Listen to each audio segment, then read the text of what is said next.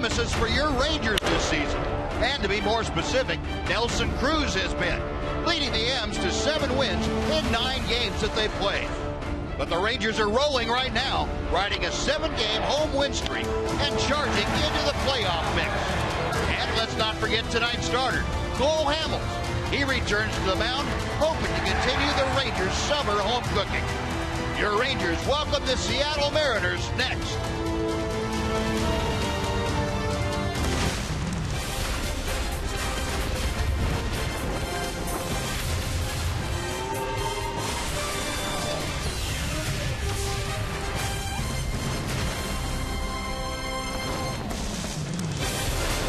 Texas Rangers baseball is presented by AT TEX UVerse TV. And it is another warm, muggy, and breezy evening here at Globe Life Park. Prince Fielder and the Rangers getting set to take on the Seattle Mariners in the first of a 3-game series. And welcome in, everyone, along with Tom Greaves, Steve Busby. Delighted you could join us for a Monday night. I almost forgot who I was there for a second. Monday night of Rangers baseball. Rangers trying to keep the home winning streak going. They have won 6 in a row. 7 in a row, as a matter of fact. I don't know where I'm going with this. Cole Hamels is on the hill tonight, Tom. Thank you, Jim. Yeah. Cole Hamels, actually, Buzz, has been throwing the ball fine. I think the thing that has hurt him the most has been his command within the strike zone. He's uncharacteristically given up 5 home runs in 13 innings. He only gave up 12 in almost 130 innings in the National League. Last start against the Mariners was a solid start. He gave up 4 runs in 6 innings. 3 of them came on solo home runs. So I think the key for Cole tonight is maybe a little bit better curveball and better command within the strike zone of his fastball. Glad to see him back. Glad he's healthy, and hopefully it'll be a nice run for him through the end of the season. Yeah, and hopefully he stays healthy, and that's the big thing for Cole Hamels and the Rangers. And they look to keep it going against the Seattle Mariners tonight, trying to make up for some of the lost ground that they gave to Seattle earlier in the year. Rubio Odor and company getting ready to get things underway. We'll come back with the starting lineup to the first pitch right after this on Fox Sports Southwest.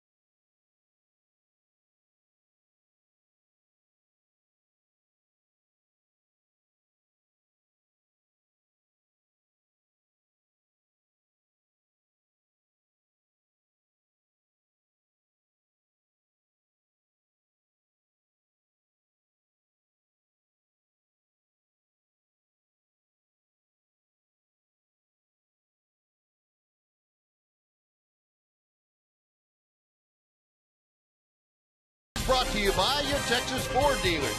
Visit your Texas Ford dealer now. Ford is the best in Texas. By AT UVerse TV. UVerse has more live TV channels on the go than cable. And by Southwest Airlines. Book your low fare now at southwest.com.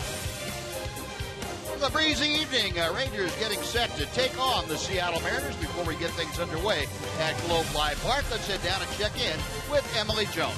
Well, Buzz, I think everyone held their collective breaths when we found out that Cole Hamels would miss a start. However, the veteran pitcher says he was not concerned in the least bit. He's dealt with injuries similar to this one before, and he knows his body very well. You know, this is probably one of the first times I've probably had to deal with this type of injury during a season. You know, I don't ever really have leg injuries, so you know, that's just kind of you know, something where, you know, as long as, you know, I'm doing everything that I can just to prevent it from, I guess, going up the kinetic chain into the shoulder and elbow, then that's a good thing. You gotta love a guy that can work kinetic chain into an interview, right? Steve's Busby. Steve's Busby. You did that pretty well, Em. Thank you. Yeah, kinetic chain is something I'm not familiar with. We're going to have to get an interpretation for that. But that's okay. Well, Cole did make it out to the mound. He's all right. His kinetic chain is out there on top of the hill. And Tom's going to tell you about the Mariners lineup that he's going to face tonight. Well, it's a good Mariners lineup, and they've been pretty hot lately. Ketel Marte leads off, followed by Kyle Seager. Nelly Cruz hits third.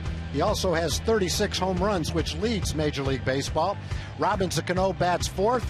He's also hit .342 with 9 home runs and 30 RBIs in his last 38 games.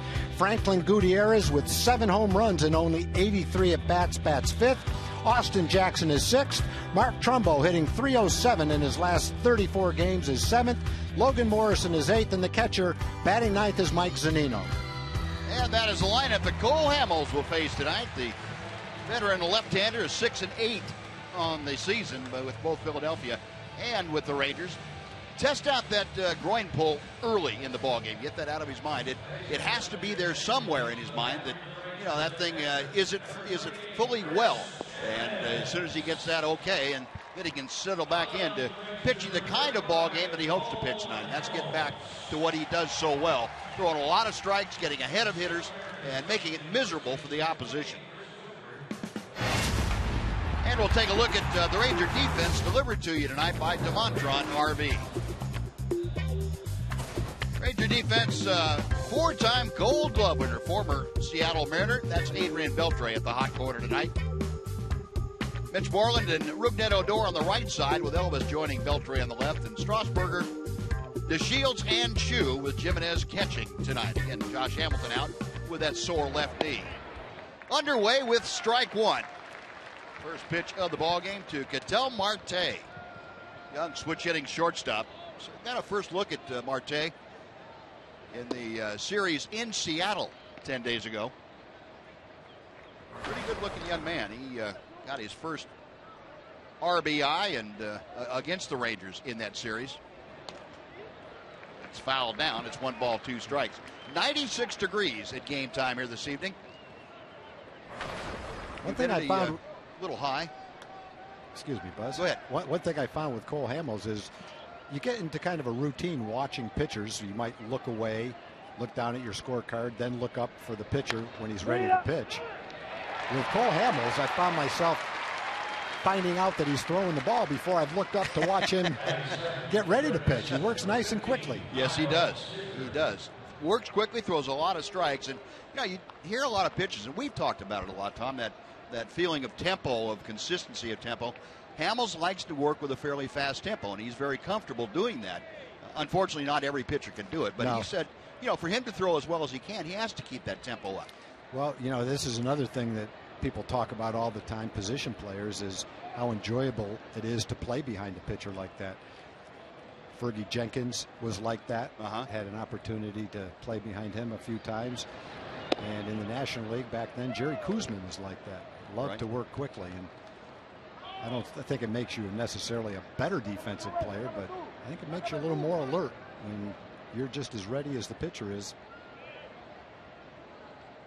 Yeah, I think that you combine working quickly, throwing a lot of strikes, Certainly an unbeatable combination for a defense, I would guess. Yep. Well, this man in this ballpark really needs no introduction, Kyle Seager. A .340 lifetime hitter here at Globe Life Park.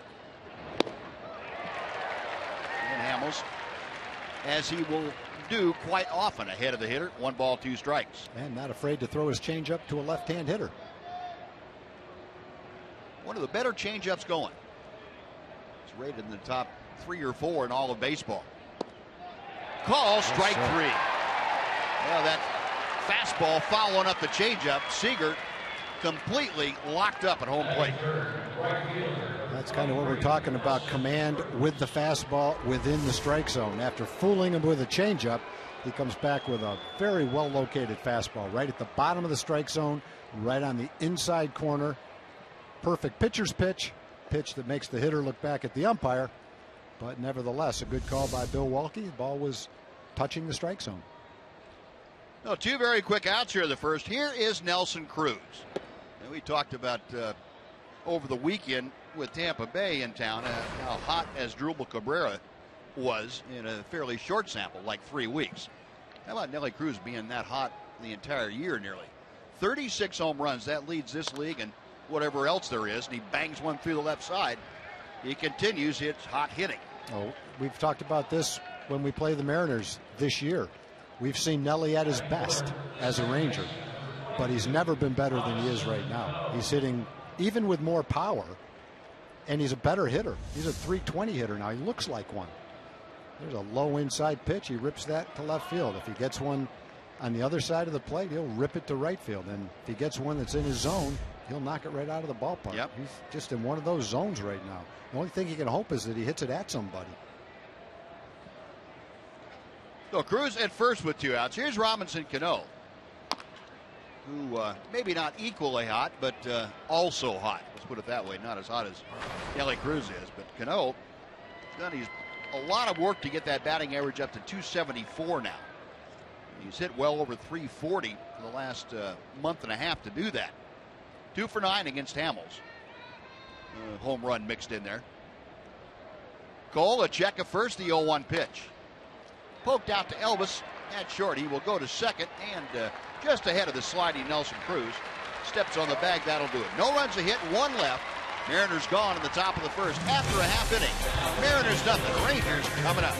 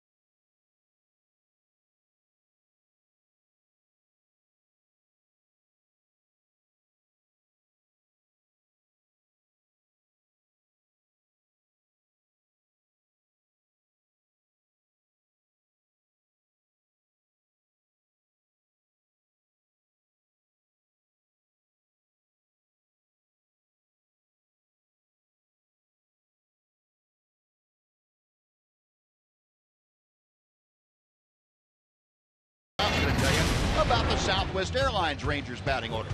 Well, as they have been doing for quite a while, they'll start off with Delino DeShields in center field. Shin-Soo Choo bats second. He's a .338 hitter since the All-Star break.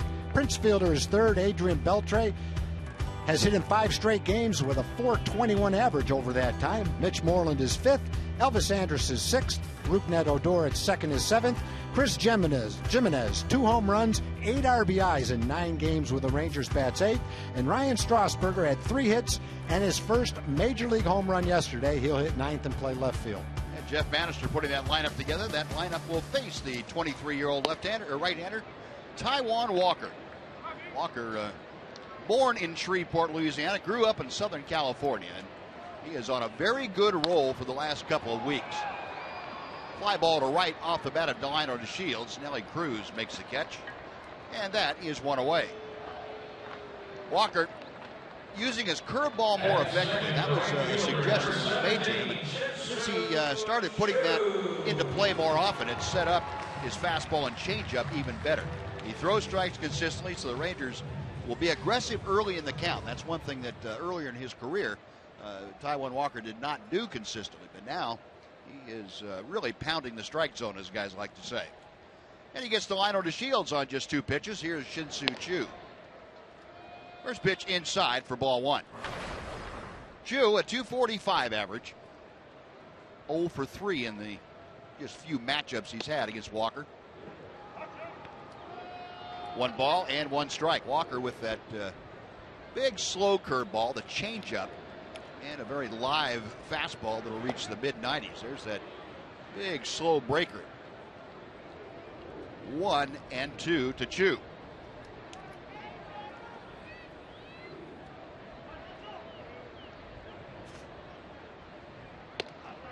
Two and 2 now.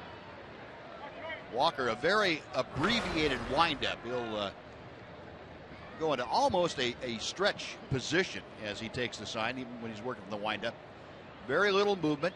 Tries to minimize how much movement he has to make his mechanics more consistent. And that is high, 3 and 2.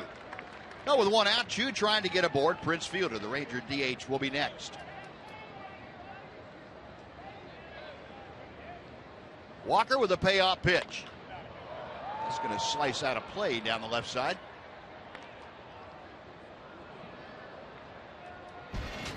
And a little more on Taijuan Walker on the road this year. He has been very, very good of late.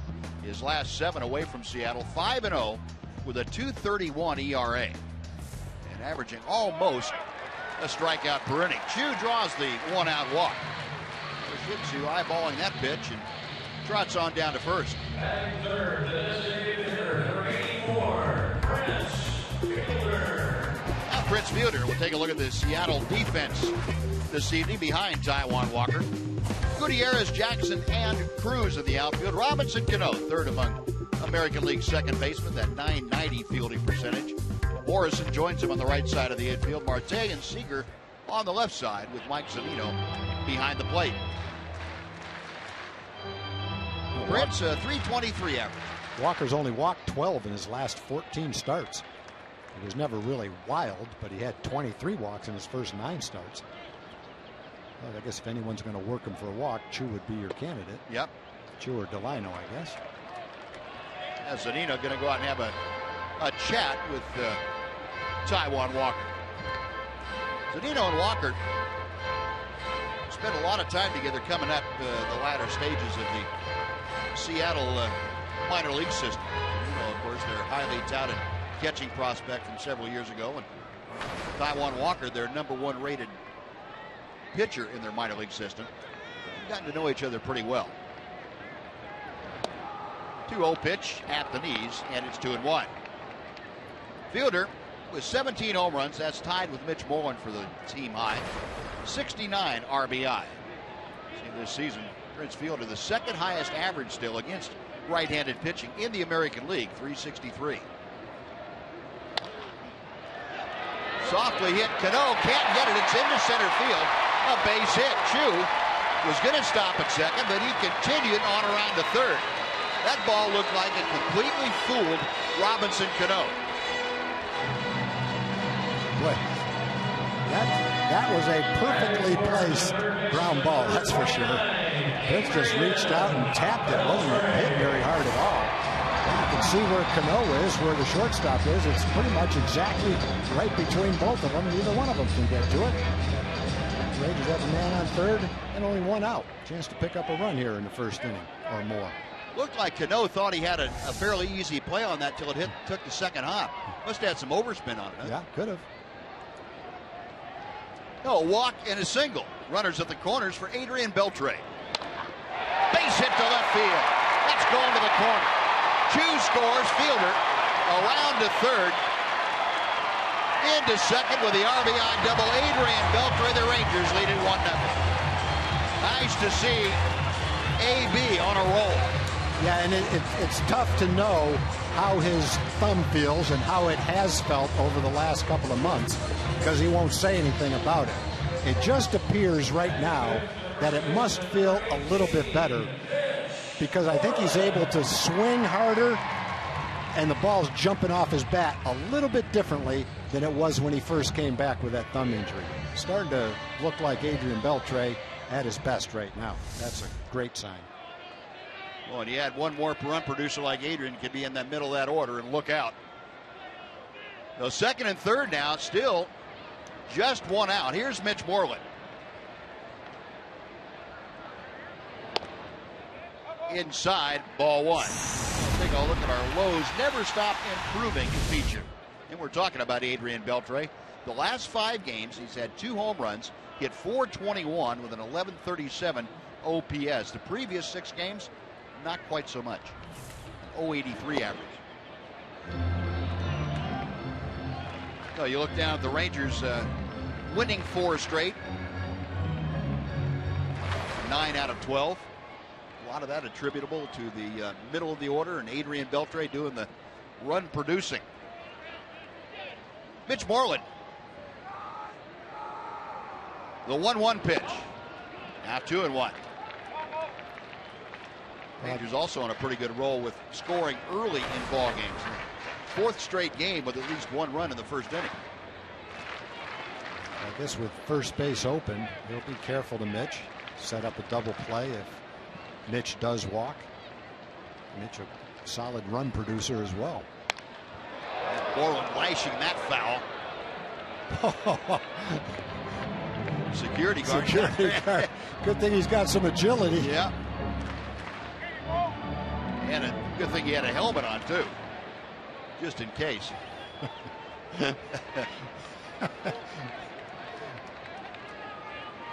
2 balls and 2 strikes. Fielder at third, Beltre at second. Taijuan Walker in early trouble. Got him swinging. Well, a tough pitch from Taijuan Walker. Pitch gone on strikes 2 away. Elvis Andrus coming out. Big strikeout for Walker. After a walk, a ground ball single, and that hard hit double by Beltre. And we would love to see Elvis with 2 outs. Pick him up, drop a single in there, and pick up a couple of runs right here. Difference between a nice first inning and a really good first inning. It's something Elvis has been doing with regularity of late, driving in runs. Takes that first pitch low and in for ball 1. Elvis, 254 average, 43 RBI this year with 5 home runs. 15 RBI in his last 30 ball games. Walker still working from the stretch. The graphic telling you the Rangers have been doing a pretty good job overall with runners in scoring position. But Taijuan Walker gets the ground out from Elvis, and Walker limits the damage. The Rangers do get on the board. A run on 2 hits and 2 left. After 1, Rangers 1, Mariners nothing.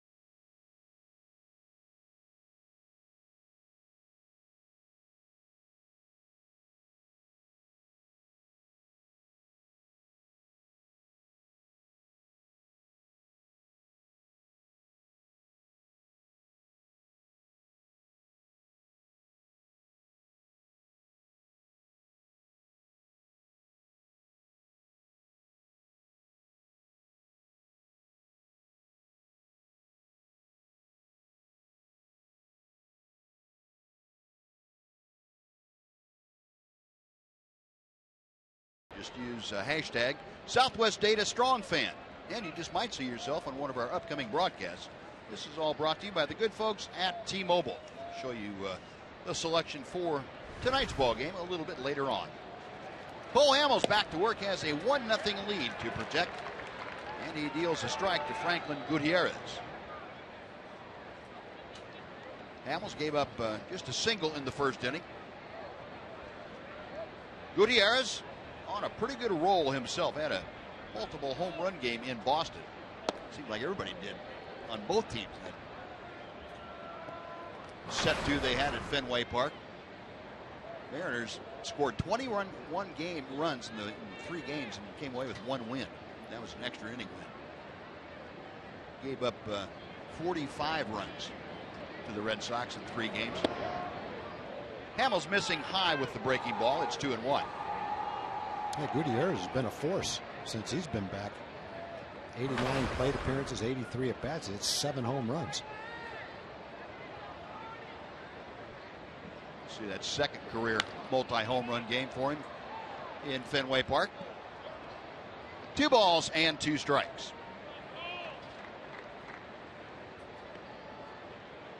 Gutierrez, the center fielder, and it looked like the center fielder for a long time to come, about 4 years ago in Seattle. Then he was beset by all kinds of injuries and maladies. Hamels just missing inside. It's a full count.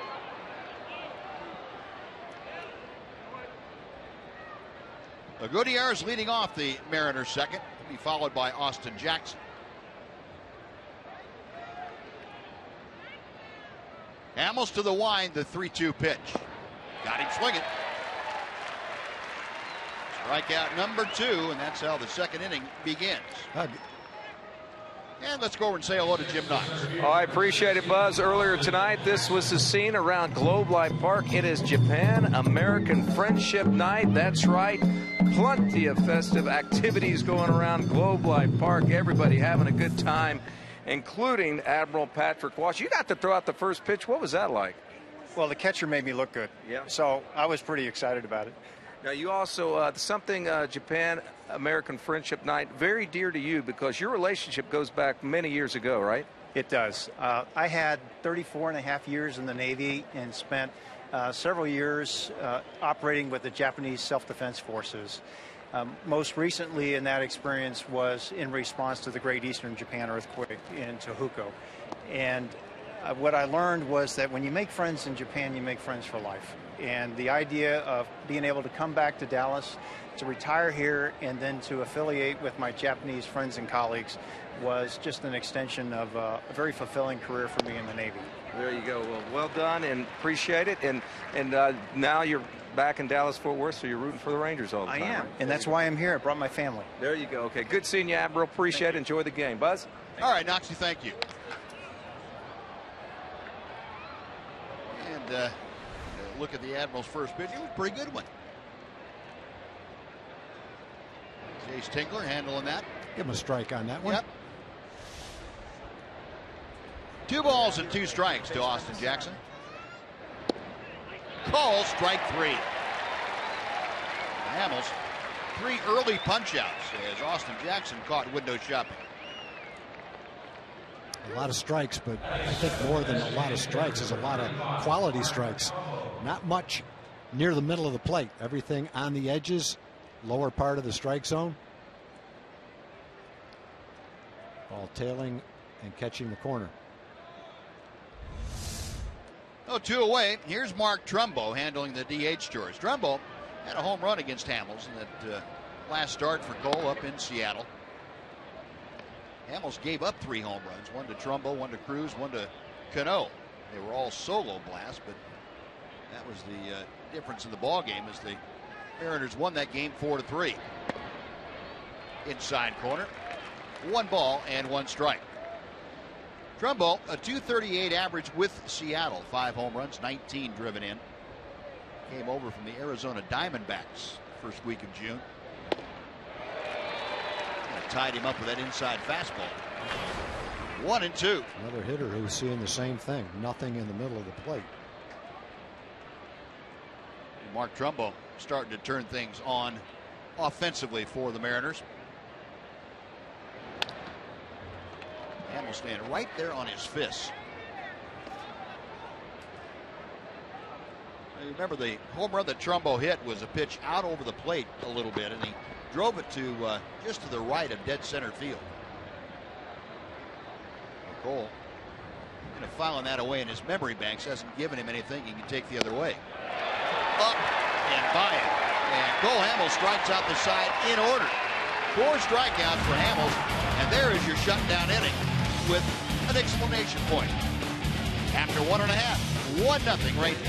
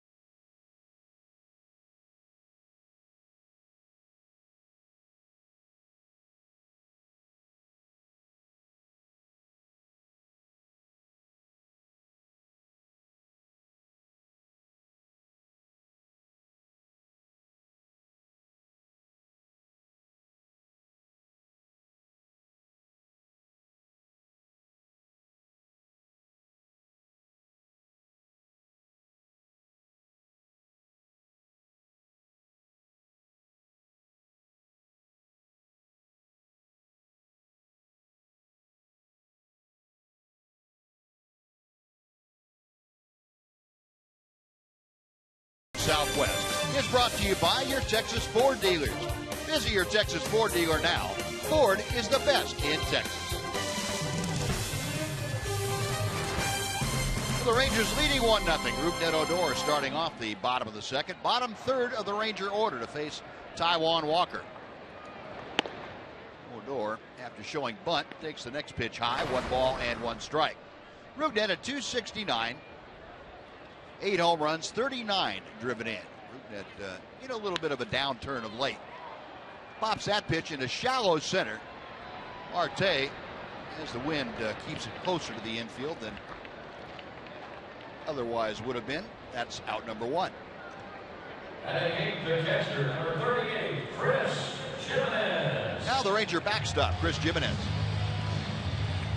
Mentioned reading the lineups, the job that Chris Jimenez has done. He's had a couple of home runs, a couple of big RBIs, 8 total in his first 9 games with the Rangers. He and Bobby Wilson have just done a superb job filling in for injuries. Carlos Corporan, Robinson Chirinos still on the disabled list, still probably a ways from coming back. And in the meantime, the 2 new catchers have done a superb job. Check swing, the appeal down at first. No swing. James Toy making that call. Carlos out throwing a little bit today and still having trouble with that thumb. And most teams lose their first 2 catchers. They don't have backups that come in and do the job that these 2 guys have done. Jimenez chops it foul. And Jeff Bannister had said, and has said the whole time, he said, their job first of all was defense, to handle the pitching staff and play well defensively. Any offense would be kind of gravy, and they've gotten a lot of gravy out of this. They've had a lot of gravy. In the dirt and a full count now to Jimenez. Now Chris with those 2 home runs in his first 8 starts. He hadn't had a home run since 2012 at the big league level. Payoff pitch to him. And Seager takes care of that 1 hopper. 2 away. Batting ninth, the left fielder, number 20, Ryan Strasburger. Next will be Ryan Strasburger. Tom, you mentioned it, introducing the lineup tonight. Strasburger, a career day yesterday. Granted, he's only been in the big league since the 1st of August, but still, you get a 3-hit day like that, get your first home run, and he was a very happy young man after that. He got rightfully so. Got a lot of things out of the way yesterday, and the other part of it was he had a very nice game in a close game. Game in a pennant race. Home run was a huge hit in that game. And Josh missing another game. His knee is still giving him a little bit of a problem. Hopefully he'll be able to play soon. But in the meantime, it's a great opportunity for Ryan to get called up and get this opportunity to play. 1-1 pitch from Walker. There's another base hit. Just slap that into center field. And Strasburger, who we saw yesterday run a lot. He was on base a lot, and we saw him moving around the base paths. You might look for him if he gets a halfway decent jump to try and swipe second. A high curveball, it looked like, stayed up in the strike zone, and he hit it nicely right into center field. Hard line drive to center. No, for the Rangers now, 3 base hits off of Walker, a pair of singles and a double. Delino to Shields started things tonight by flying to right field. And first ball swinging is popped up. Marte, the shortstop, calling everybody off. Now has to come back toward the infield and make the catch. That will do it. No runs, a hit, 1 left. We have finished 2 at Globe Life Park. It is the Rangers 1, the Mariners nothing on Fox Sports Southwest.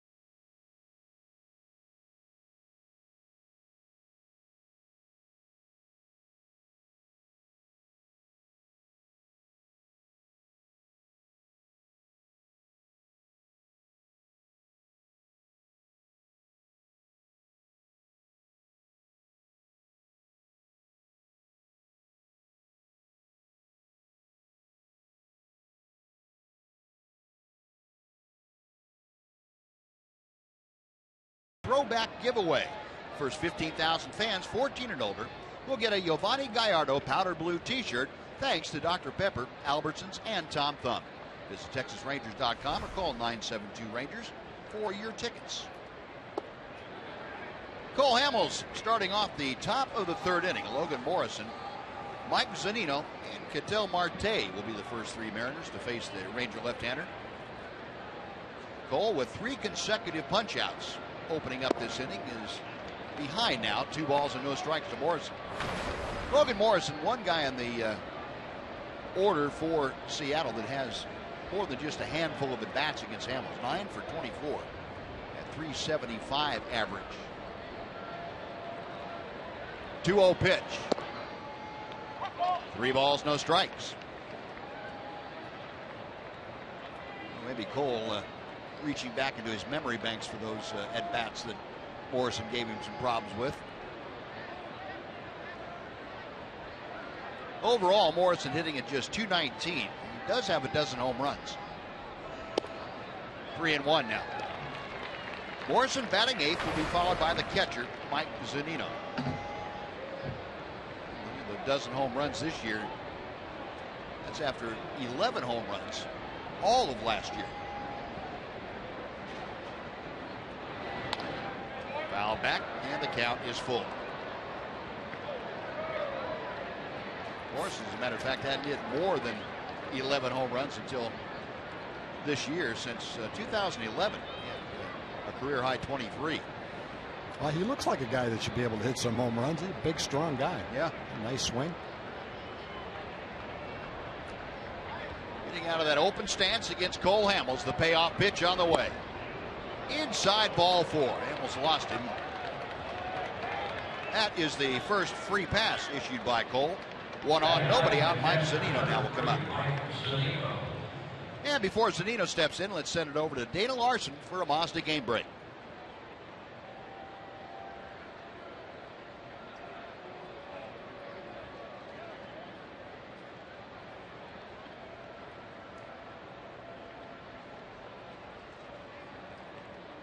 All right, Dana, thank you. Your Rangers leading 1-0. Mike Zunino hitting 175. 0-1 on the foul ball. Zunino, though, with the 11 home runs, 28 driven in.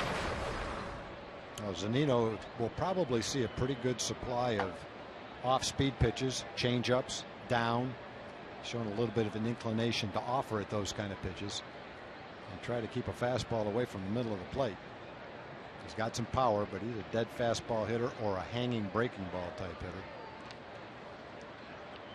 And a guy that contact has been a little bit worrisome for. Look at the strikeout, leaders, I guess, if you want to call them that. Zunino with the 4th most strikeouts. Chris Davis with the most, but Zunino 125 strikeouts. Got him on the fist, and Hamels has him in an 0-2 hole.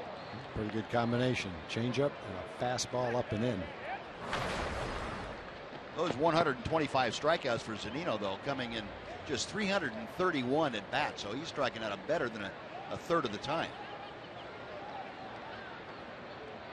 Pretty good chance if he doesn't put the ball in play here, he's going to see a changeup. 1-2.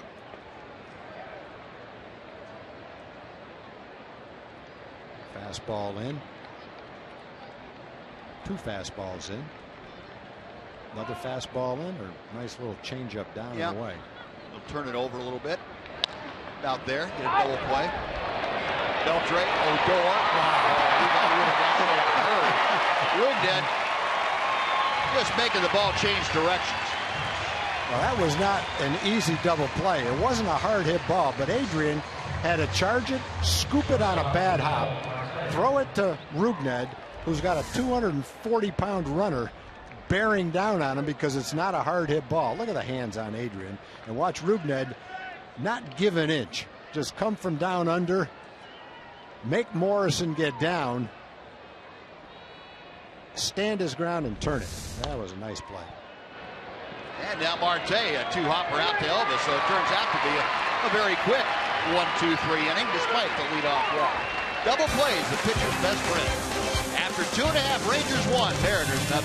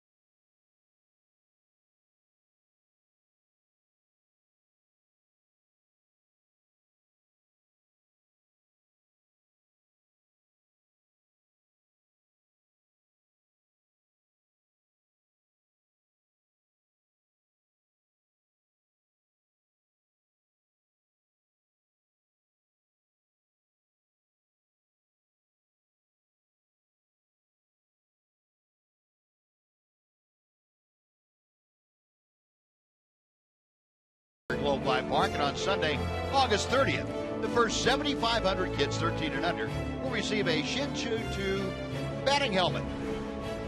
Sponsored by Dairy Queen.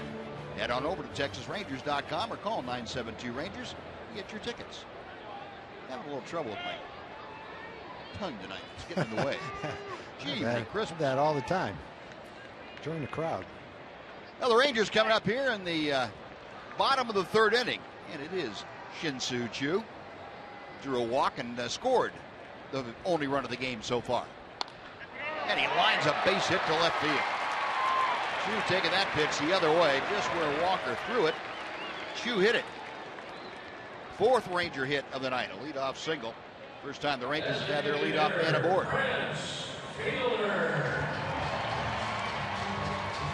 Next will be Prince Fielder. Nice job by Shin-Chu.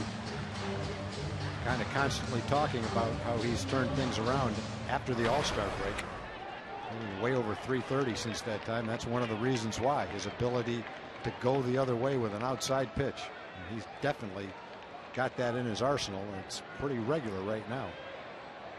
Now the Mariners go into that normal overshift where they take the third baseman Seager and put him on second base. And they open up the left side of the infield. I would guarantee you that Prince Fielder right now is thinking first pitch is a ground ball. First pitch is a fastball away. Yeah, that just makes no sense. I'd say if he stays out there, he's going to give up a base hit to left field. I would think so. That's what he was trying. Just wasn't. It wasn't a very good pitch. He wishes he had the first pitch to do it with. Just got a little over anxious that time. You know, Cruz and Fielder coming into play tonight tied for the most hits in the American League. 0-2, Fielder in the hole. Popped up around the mound. Zunino, the catcher, going out, being called off by Morrison. First baseman takes it, and that is out number one. Prince might have been thinking too much about trying to take it the other way. And if he was in that case, the shift did its job. It got him out of his routine. Yeah. Well, here comes Adrian Beltre now to face Taijuan Walker. Beltre, another ringing double into the left field corner, drove home Chu in the first. Adrian now 36 RBI, and he's on a pretty good tear as far as driving in runs. He's hit home runs in 2 straight, also driven in runs in 3 straight. Adrian now with a 6-game hitting streak. He has 6 RBI in those 6 contests. Hitting at .267 for the year. A little bit low, 2 balls, no strikes. Beltre, of course, spent 5 years in Seattle. Not terrible years by any stretch of the imagination, but not what Adrian Beltre had come to stand for offensive-wise. Pops this one up, foul territory. Morrison at the railing. He's going to run out of room. 2-1.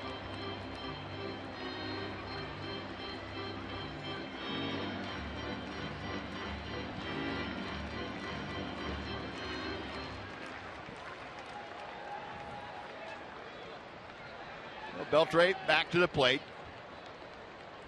along with the home runs in a couple straight. He scored runs in 4 straight games too. Walker with a 2-1 pitch. That's one of the swings that Adrian drops that bat right afterwards, and let that thumb kind of calm down. Yeah, that one looked like it hurt. Either that, or Mark McElroy mentioned this the other day, it either hurts him or he's setting the pitcher up. Well, that's possible. It doesn't hurt as much, I wouldn't think, if you make solid contact with a ball. It hurts more when you miss and have to follow through. Well, that one hurt the bat. Yeah, I think that's going to require a new bat.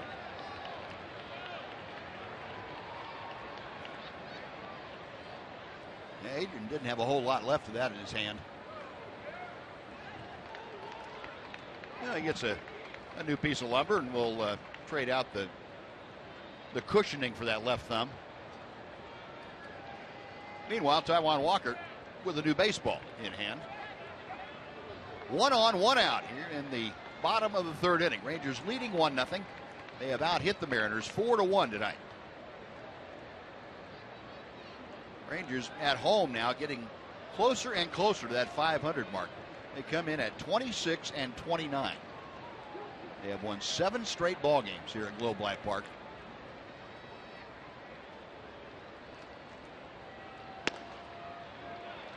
Two balls and 2 strikes. Make that 3 inning.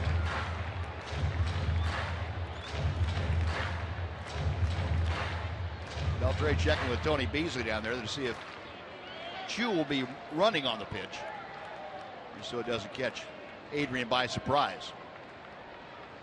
Walker, a high set, payoff pitch. Chu on the move, a ground ball fair down the third baseline. And Chu will just keep right on motoring. Around third, in to score Beltre. Another RBI double. The Rangers lead at 2-0. That's a perfect ball to score a guy from first base on. Right down the line.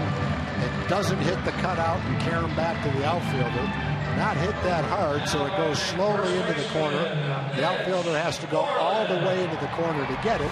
By the time he does, Chu scores easily. Adrian saw a bunch of pitches in that bat, 8 to be exact. Gets it just by Seager, who's a terrific defensive third baseman. Seager playing off the line, trying to knock it down, and just missed getting to that ball. It turned into an RBI double. Well, Beltre driving home both runs tonight. Both times he's driven Chu home. Rangers on top by a pair. And here's Mitch Moreland trying to bring Beltre home. Mitch had a strikeout back in the first inning.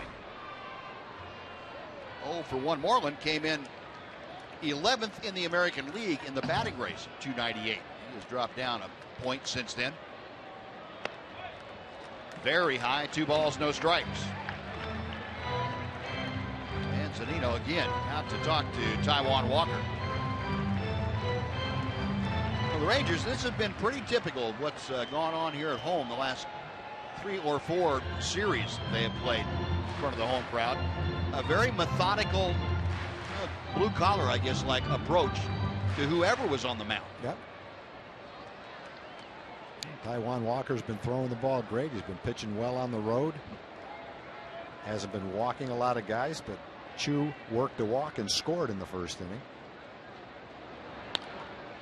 Moreland pops it up.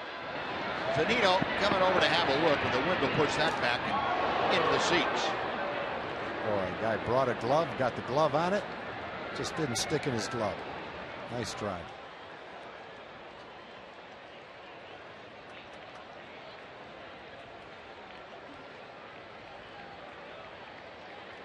No, 2-1 now.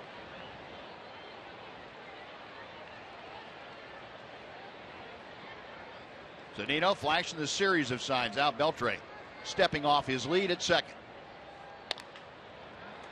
Pulled to Cano on the right side. Beltre will go to third, but he'll be there with 2 outs now as Moreland is thrown out. Elvis Andrews coming in. Walker's thrown Mitch a couple of really good changeups. Missed one the first time up. That time he's out in front of it, tapped it to second. For the second time, Elvis will have a chance with a man. First time there was 2 men in scoring position. This time 1 man with 2 outs. One quick note on Adrian Beltre's double. That was his 548th. That makes him 28th all time. He just passed Manny Ramirez. 28th on the all-time list for doubles. Make that 29th. Elvis takes that fastball inside, jackknifing out of the way. 1 ball and 1 strike. Elvis grounded out to his counterpart, Ketel Marte. That was the last hitter in the first inning for the Rangers. And this one going to the other side of the diamond. Cano on to first, that'll do it. But Adrian Beltre strikes again. Another RBI double for the Ranger third sacker. A run on 2 hits, 1 left. After 3, Rangers by 2.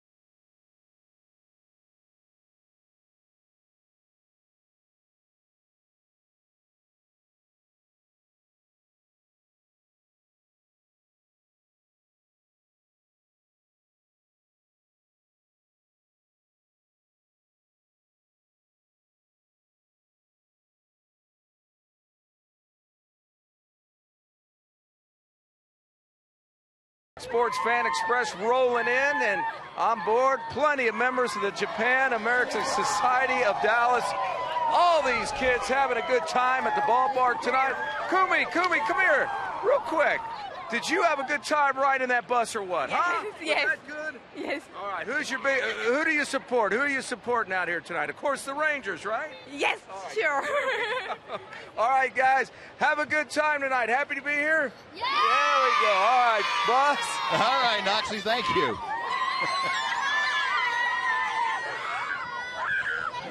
Happy Ranger fans out there. Good to see them. Now, top of the fourth inning, and as always, we're kind of back to our normal schedule. Mark McLemore joining us in the group, the Doctor of Defense. Nice to see you again, Mac. How have you been? Kyle Seager fouling off a pitch. Well, it seemed like the last few times you came in, there hadn't been much going on offensively for the Rangers. That's all changed the last 3 or 4 days. That has definitely changed. They are a run machine. Yeah. Picking up runners and scoring position. They're getting on base, starting runs. They're starting innings off with that leadoff hitter getting on and moving them over, getting them in. I like it. Just made the remark to Tom a little bit ago that it seems like it's kind of a methodical inning by inning approach, plodding along, getting a run here, run there, 2 runs there. No let up. No, none whatsoever, and that's what I like. You know, it's tough to go out there and score 4 or 5 runs, you know, every inning or every few innings. You know, if you do the old peck-away theory, you know, you're going to win a lot of ball games, and that's what the Rangers have been doing. Putting together 1-2 runs here, a couple innings later, another 2 runs. So that's, I like that kind of consistent offense. Now, Kyle Seager called out on strikes his first time up. And that pitch in the dirt, so he has run the count full. Seager leading off the 4th inning against Cole Hamels. He'll be followed by Nelson Cruz. Cole Hamels has allowed 1 walk and 1 base hit. He has 4 strikeouts. Payoff pitch. A good changeup. Almost had Seager. We'll take a look at our Ford leaderboard for you tonight at Globe Life Park. The active players batting average wise, the leaders. Miguel Cabrera, who we will see in Detroit here at the end of this week. 391. Melvin Upton Jr., better known as PJ Upton, 341. And then Kyle Seager at 340. Mike Trout sneaking up that list. Another 3-2 pitch. Ouch. Boy, it just barely touched the changeup on the end of the bat. And that one got way in on his fists. Hanging in there with a long at bat. It can't be good for a hitter going from an 84 mile an hour changeup to a 95 mile an hour heater on your knuckles. Seager probably the happiest person in the ballpark to see that pitch down and away. Didn't have to worry about it. A leadoff walk. Seager aboard. And now Nelson Cruz coming up for his second at bat. Yeah, now you've got a man on first, nobody out. Cano, the next hitter. And the hottest hitter going, Nelly Cruz right now. One thing to have a guy that hits 10 home runs hot against you. Another thing to have the home run leader being one of the best hitters hot right now. I don't know what you're throwing. Fastball inside, tried to get up and around his hands. Cruz, you look at the numbers for the month of August, they're just kind of insane. 377, 9 home runs in the month. That's tied for the most in the American League. And that pitch down and away. 2 balls, no strikes. You know, I think go ahead. I think what you do with a guy like this, we talked about it yesterday, Buzz. You know, when a guy's this hot, you kind of just hope he gets himself out. Mm-hmm. First at bat, he got a pitch down in the zone and drilled it to left field. Seager on the move. The pitch is a strike, but Seager, a great jump off of Hamels. Swipes second easily. No chance for Chris Jimenez to gun him down. So Seager gets himself into scoring position with his 5th stolen base of the year. I think this is a classic example of Cole Hamels not really worried about the runner at first base and putting his full concentration on Nelson Cruz, which I don't really blame him right now. Now it opens up first base, so you're in the position now where you do have a place to put Cruz. And that pitch inside. And, Mac, what I was going to say about Cruz, as hot as he is, looks like he's one of those good kinds of hitters that when they are hot, they don't swing at pitches that are out of their zone. You can't get them to do it. They don't swing at pitches off the plate just a little bit like that one there.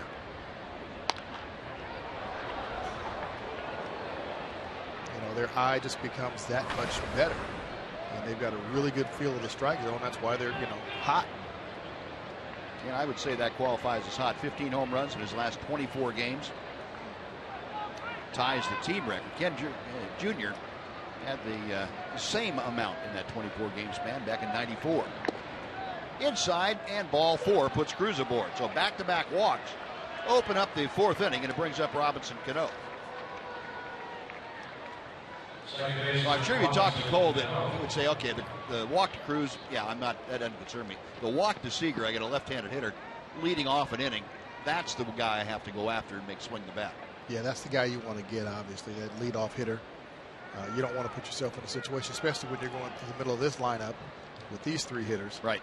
You want to get somebody out, preferably the leadoff hitter, the next hitter, and the 3rd hitter. Get them all out. They make it tough on you, though. Yeah, and making them hit with the bases empty is paramount if you can do that, especially in a 1-run ball game. Well, here's Cano, who grounded out to short his first time. Rangers shift him around a couple of steps to the right. Cano taking all the way on that first pitch. It's strike 1. Elvis a couple of steps toward the bag, and Odor in a couple of steps at double play depth, and maybe a step toward first. Cano a 274 average. Now time called.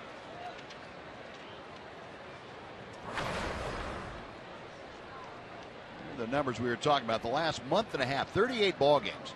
Cano has hit 342.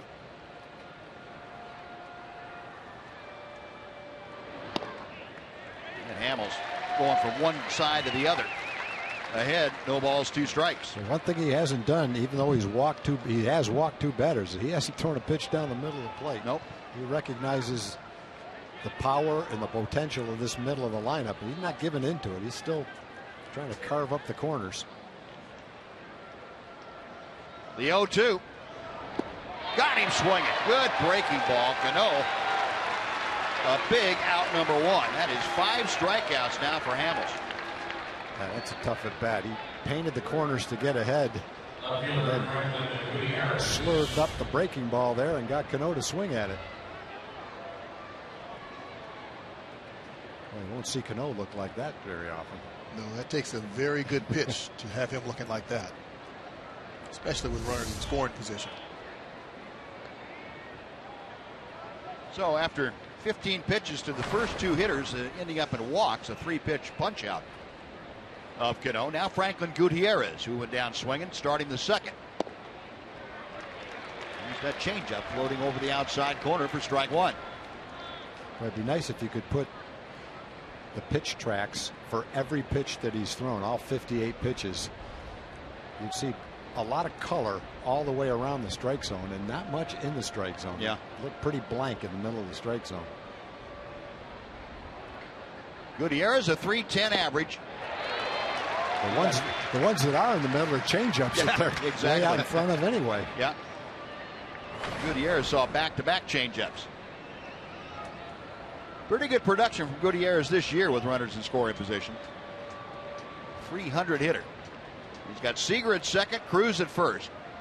Hamels looking for that ground ball at an infielder. Instead, he gets a line drive toward the corner and left. Seager around 3rd will score. Being held at 3rd is Cruz. Into 2nd with an RBI double is Franklin Gutierrez, and that cuts the Ranger lead to 2-1. Center fielder Austin Jackson. We'll talk about Cruz and Cano and how hot they've been. Trumbo's been hot. Gutierrez has been hot too. And he had an 0-2 pitch. Didn't look like a perfect pitch to hit. Looks like it's down and in. Not sure that's where he was trying to throw it, though. It came across the plate. Put a pretty good swing on it. Well, Gutierrez driving in his 19th run of the year. And now Austin Jackson gets straightened up by a fastball up and in. Rangers, with runners at second and third and one out, will play the infield back. Cruz over at third. Gutierrez out at second base, getting their leads. 1-0 pitch from Hamels. A ball and a strike. And Cole, who has struck out 5 tonight, trying to figure out what in his arsenal would get another punch out here. Jackson got caught looking at a third strike, his first time up. He's in position now to do it, is Cole Hamels. 1 ball and 2 strikes. Austin Jackson, the Denton Ryan product. 455 average for Jackson in the 5-game hitting streak. Hamels getting ready for the 25th pitch of this inning. Got him swinging. A good fastball in. Austin Jackson could not do anything with it. And that is out number 2. Taijuan Walker got a big strikeout in the first inning with men on second and third and 1 out. And Hamels gets a huge strikeout right here. Second and third, 1 out. Threw a couple of fastballs right by him. Got that right in under his hands. A perfect pitch. 6 strikeouts now for Cole Hamels. Mark Trumbo, one of those 6 strikeouts, back on the second.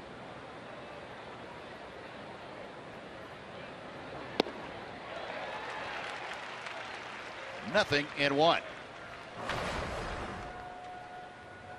Trumbo with Arizona before coming over from the Diamondbacks. Hit .259 with 9 home runs. Hasn't quite had that production, as we told you. Been hotter of late. Fouls it out of play, and Hamels with the advantage now, 0-2.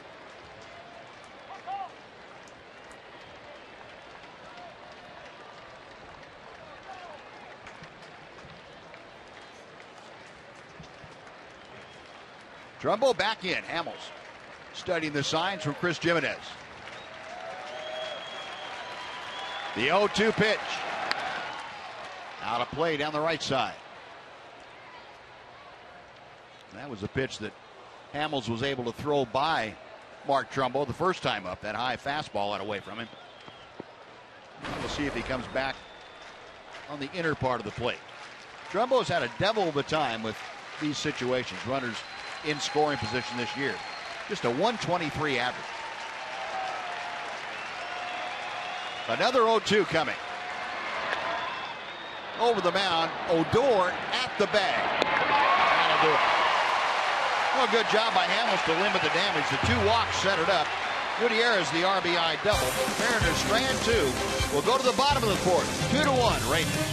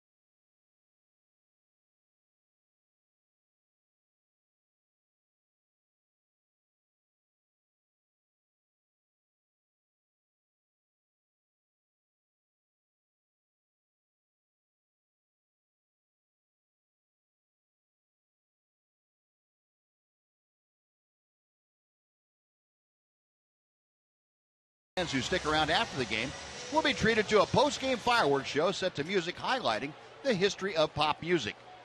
Fans using the online coupon code FIREWORKS at TexasRangers.com/specials can get good seats for $14 each. Seats are going fast, so don't wait.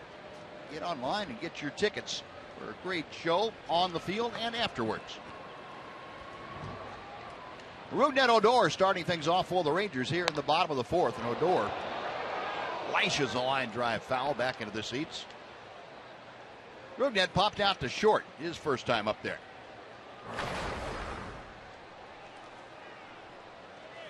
Rangers on top 2-1 now. And that slow breaking ball just nibbling on the outside corner. 1-2.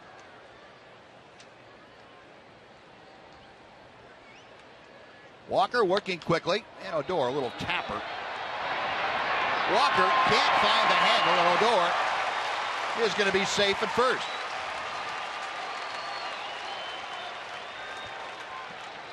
Rougned topped the ball and apparently greased it up as it was going down there. Walker was going to have to make a pretty nice play to get him at first base. Tough angle to throw from. Never did quite get a good grip on it.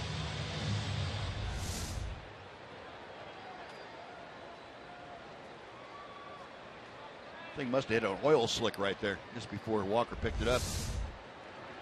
No, base hit for Odor. And now Chris Jimenez takes a pitch on the outside corner.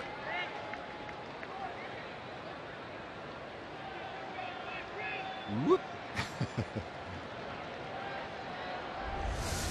Jimenez a ground ball to third.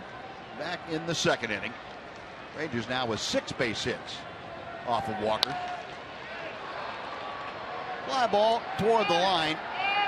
Cruz didn't really see it very quickly. He goes into a slide to avoid the wall and comes up empty. Really in a cloud of dust down there.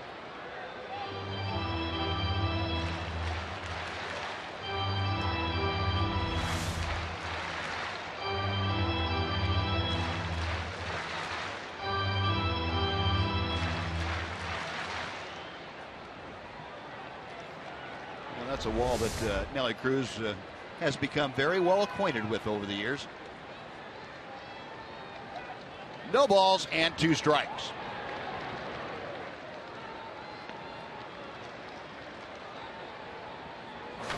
Jimenez a .286 average.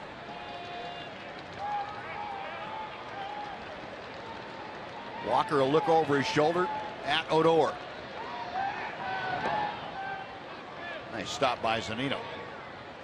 1 ball and 2 strikes.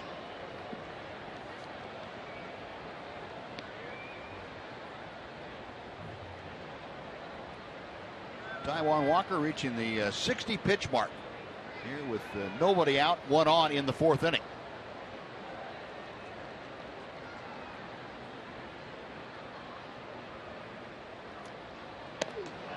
Inside, I don't know how in the world that missed him. Jimenez spinning out of the way, and the count evens at 2-2.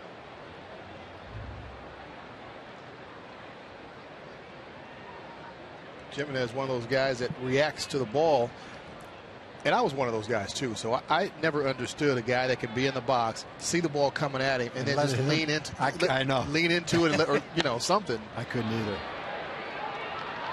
Marte to second, the 1, and back to first in time. I don't know about that. What a double play if that stands up. That was maybe the most nonchalant turn at second base you're ever going to see. I didn't think he was going to throw it. I didn't either. He definitely does not look like most second basemen turn that double play. But he whips it over there, and like you said, he looks just nonchalant doing it, but he just has that whip in his arm, almost like Beltre. My goodness. Yeah, the position that he caught that ball in, you would definitely think he's not going to throw it. He had his back completely to first base. Yeah, it looks like it might stand. And Jeff Bannister waiting for Steve Buechele to get the information from Joey Probinski. Oh, boy. I don't know. Close. What do you think, Mac? I don't think he can get much closer than that. That's a tough call. I can't call it right now. I can't either. Well, Rangers are not going to use up their challenge on this play. That's a tough one. Yeah, I don't think it would have gotten overturned. So a double play. It goes 6-4-3. Improbable, but it happened. And Ryan Strasburger next.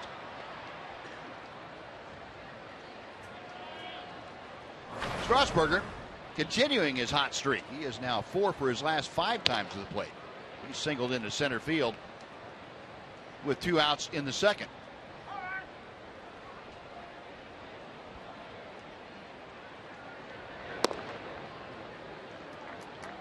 One ball, 2 strikes now. Well, Strasburger with that base hit. The average up over 300, 316 at the moment. 2-2. In case you missed it, first part of the game, we told you that Strasburger in there again for the ailing Josh Hamilton. Hamilton apparently had an injection in that balky left knee a couple of days ago. And still a little bit sore. Strasburger making the most of the opportunity. Here's Josh.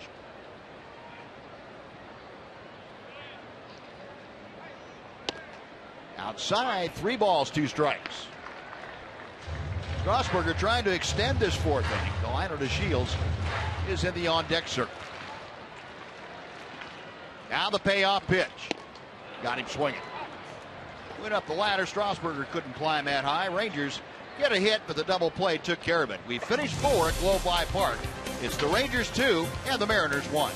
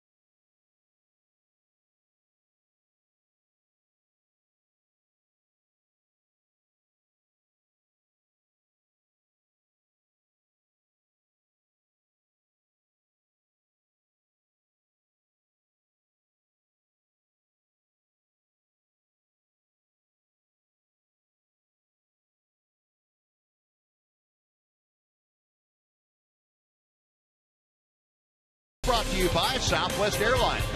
Book your low fare now at southwest.com. And by Mazda. In every car we make, you'll see why driving matters.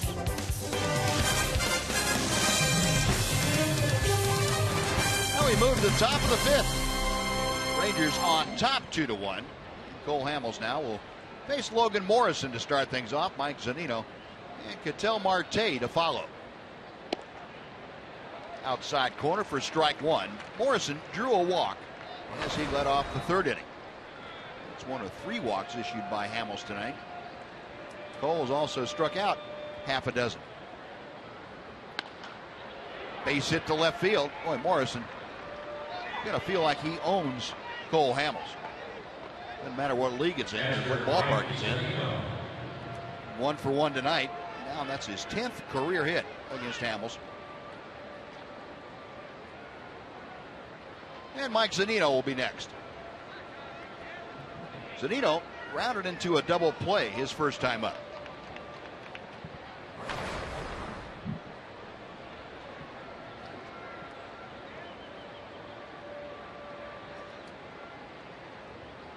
Hamels' first pitch line to left field. That's a base hit. Trying to get the pitch in on Zunino and never got it there. Zunino jammed a little bit, but got enough of it. And the Mariners, now with their first 2 hitters aboard in the 5th inning, go back to the top of the order. Well, Mike Maddox on his way out to the mound to talk to his 31-year-old left-hander. Cole Hamels now has given up 4 hits. 3 of them in the span of the last 5 hitters. Well, the entire Ranger infield assemble on the mound, talking about the defensive alignment. Should there be a sacrifice bunt attempt? Home plate umpire Bill Welke going to go out there and tell him what he thinks.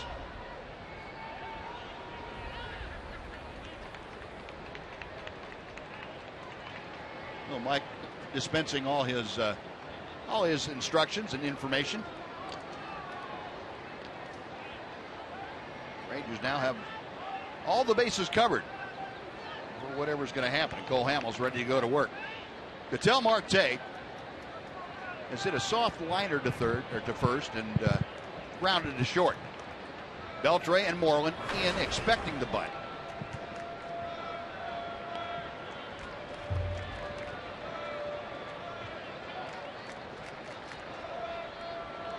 Hamels, a check of second. And the bunt is withdrawn, and the ball is a little bit low for ball 1.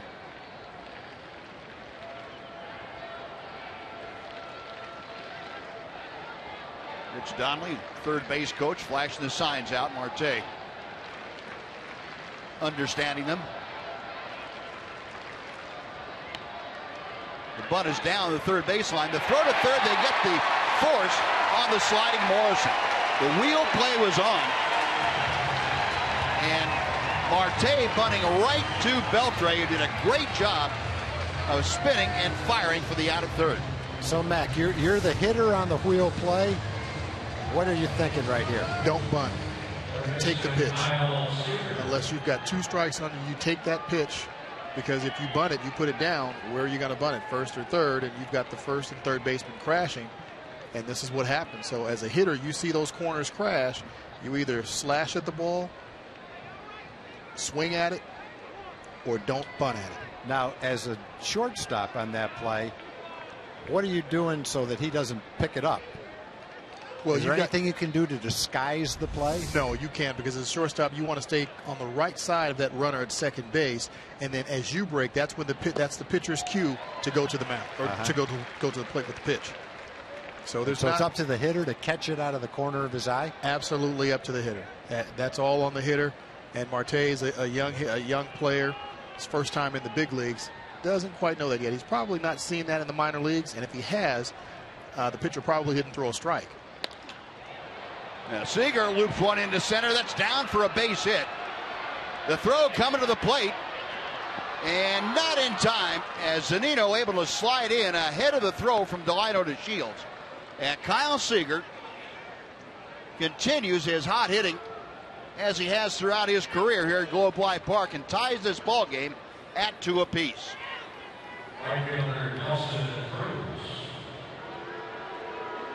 Seager driving in his 48th run of the year with that base hit. Seager got a pitch right down the middle. He missed the spot again. Hasn't done that much, but this one's going to cost him a little bit. Seager drives in another run.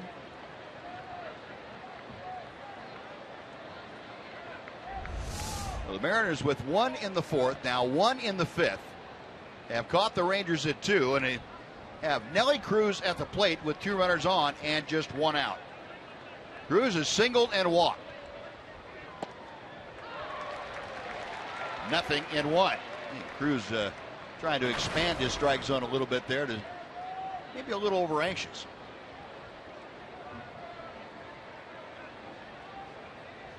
You know, those big run producers in the middle of the lineup, they'll do that. They'll expand that strike zone when they've got runners in scoring position.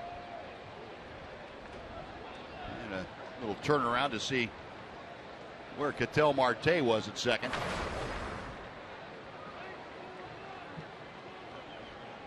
Cruz had a base hit to left his first time up there. Drew a walk, was stranded at third last time up. Beltre to Odor.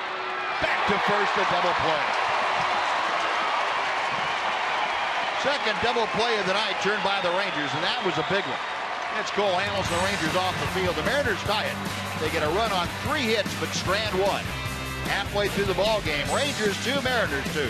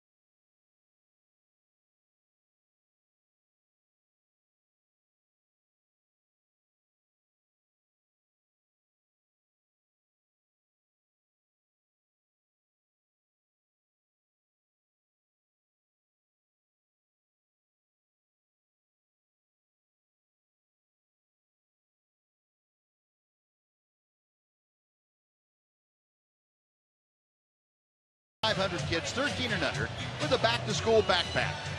Come on out to Globe Life Park. Watch the Rangers play the second game of this series against the Mariners and get your kids geared up for school. Tickets are still available at TexasRangers.com, or you can call 972-RANGERS. Delino to Shields leading off the Ranger 5th inning. A 2-2 ball game now.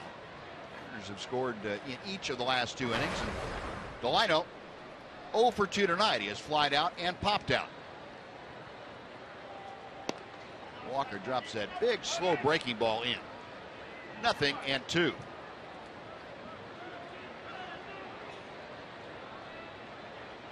Delino, a .266 average, trying to get aboard to start this Ranger inning. Fouls off that high fastball.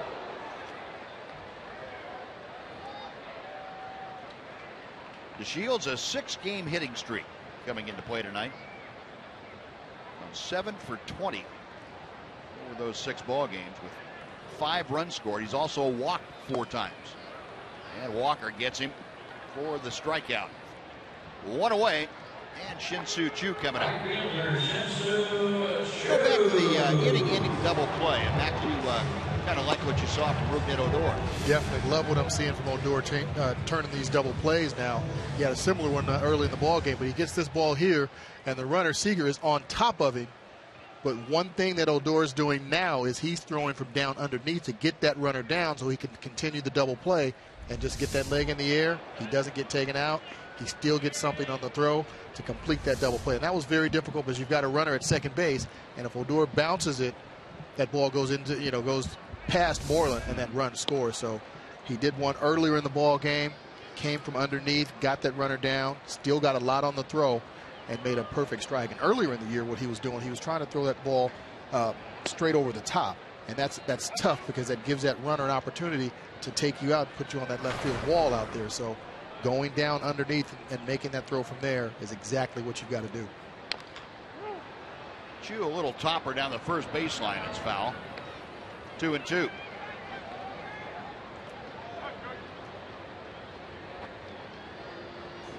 Kind of impressed with the quickness of his hands too. That doesn't stay in his glove very long. It doesn't, and that's the key, how quickly you can get it out of your glove into that throwing hand and get a good grip on it and be able to turn that double play. Well, Chew now has run the count full, so Shin-Soo, who has been on twice already, trying to get aboard in front of Prince Fielder.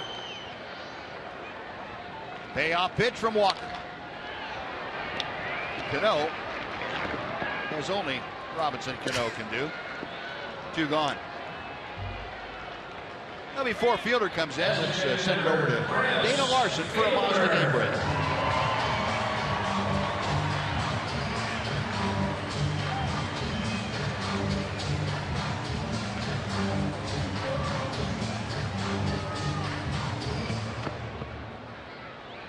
All right, Dana, thank you. Bridge Fielder 1 for 2 tonight. Make that 2 for 3. Right back over the noggin of Taijuan Walker. Fielder, 47th multiple hit game this year. That is the most in the American League. And it brings up Adrian Beltre. No surprise, another multi-hit game.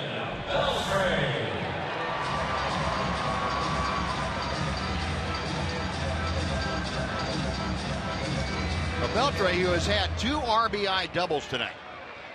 Now with 37 RBI, and he has 7 runs driven in his last 3 ball games. And that's after having 7 RBI total in his previous 24. And trying to take that one the other way and fouled it off. Oh, and won the count. 548 career doubles. That slipped him past Manny Ramirez for 28th all time. Breaking ball and a knockdown curveball. Beltre spun around. You know, it's got to be something to come to the ballpark and have an opportunity to move up on the all-time list of anything in Major League Baseball. Last Beltre shooting that ball the other way. He's got a 3-hit game. This is getting to be really, really good. The guys in the middle of the lineup being hot. You've got DeShields getting on base, Chu getting on base. Yeah. The guys at the bottom of the lineup getting on base. That bodes for a lot of runs being scored.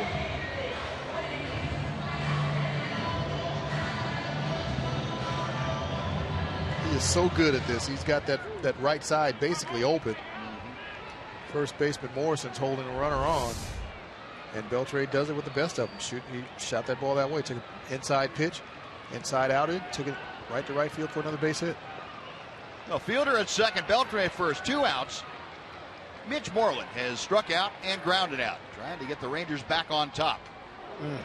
Oh my goodness. Mitch trying to tomahawk that pitch, and I think he'd like to have that one back again. He either wants it back or down just a little bit. Yeah. How about back and down a little bit? Yeah, he was looking for that one. Now Walker has thrown Mitch some really good changeups, both times, first time up and the second time up. Moreland to left. That sends Gutierrez back. He has room and makes the catch. That'll do it. Rangers get a couple of 2-out hits, but Strand, Fielder, and Beltre. After 5 completed, it's the Rangers 2, the Mariners 2 back. Thanks for joining us. We'll see you after the ball game on Rangers Live. All right.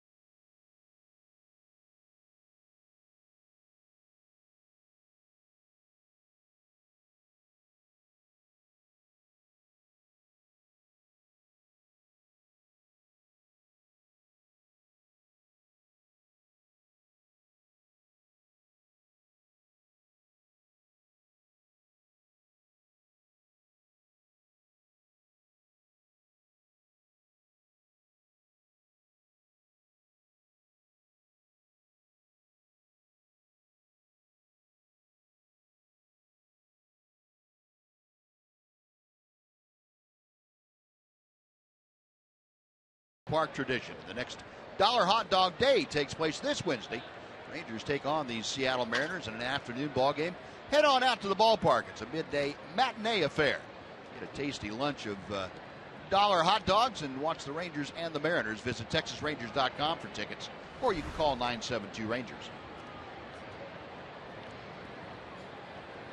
Robinson Cano leading off the top of the 6th inning. Cole Hamels back to work and gets Cano down on the count with that curveball. Last time up, Cano really worked over by Cole Hamels. Hamels had walked the first 2 hitters in the 4th inning and then struck out Cano on 3 pitches. 1 ball and 1 strike. Yeah, Cole has been in trouble the last couple of innings. They've scored once in each inning, but he's limited the damage.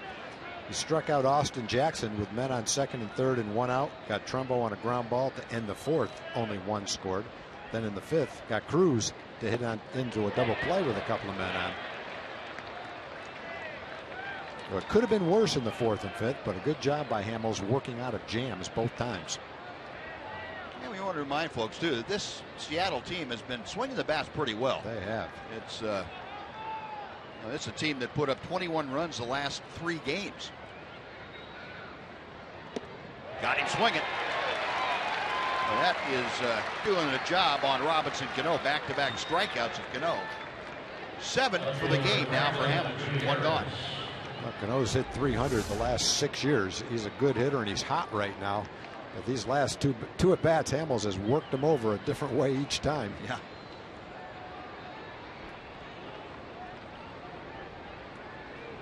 That is a pretty solid pitching motion. Trying to show somebody how you would like for them to throw the ball mechanically. That's a pretty good one to emulate. Hamels able to drop in the curveball to Franklin Gutierrez.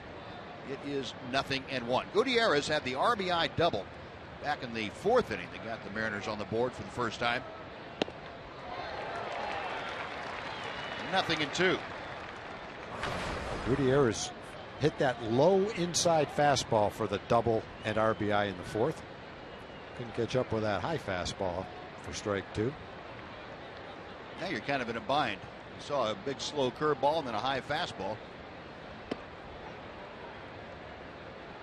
1 ball, 2 strikes. That didn't do you any good either. Now you still don't know what to expect.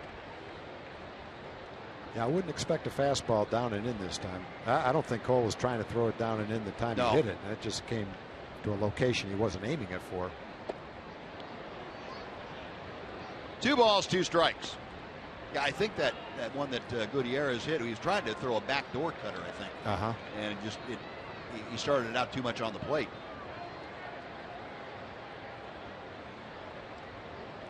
Gutierrez, pretty hot hitter. 318 as he stands at home right now. 2-2 offering. Got him swinging. Boy, a devastating changeup. And Cole Hamels now has 8 strikeouts. Center fielder Austin Jackson. 2 away, Austin Jackson coming to the plate.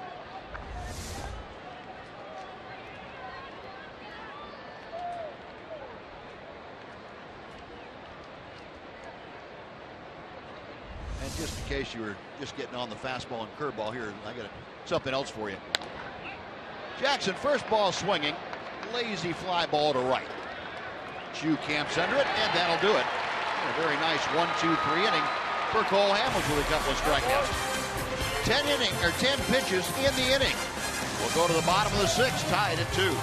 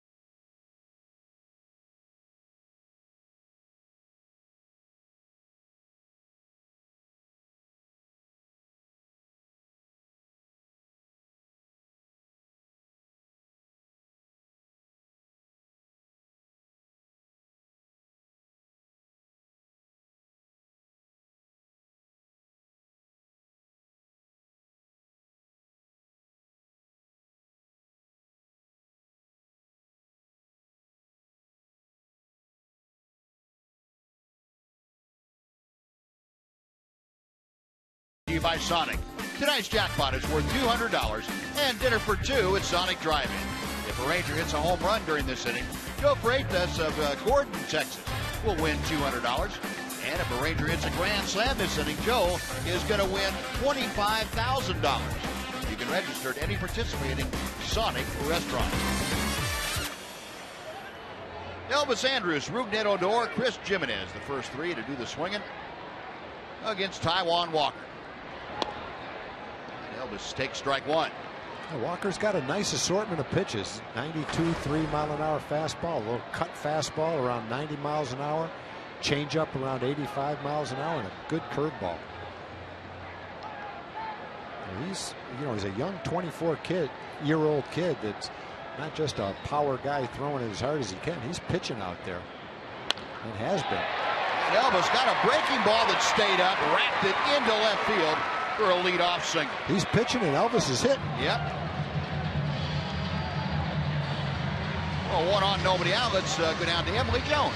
Well, guys, Elvis's recent surge, he says, is a byproduct of the bigger leg kick, the bigger bat, and his approach. I'm trying to be aggressive in the sun. The whole league knows so far that I take a lot of pitches and through my whole career. So now I'm trying to take that as advantage and go out there and be ready for the first pitch. If he's the one in the middle, I'll be ready to swing. So that's the reason they kind of changed the way they throw to me right now. They throw me a lot of more breaking pitch, something soft early, which is going to give me a better idea right now and trying to get on base more. Baseball, the game of adjustments, right, guys?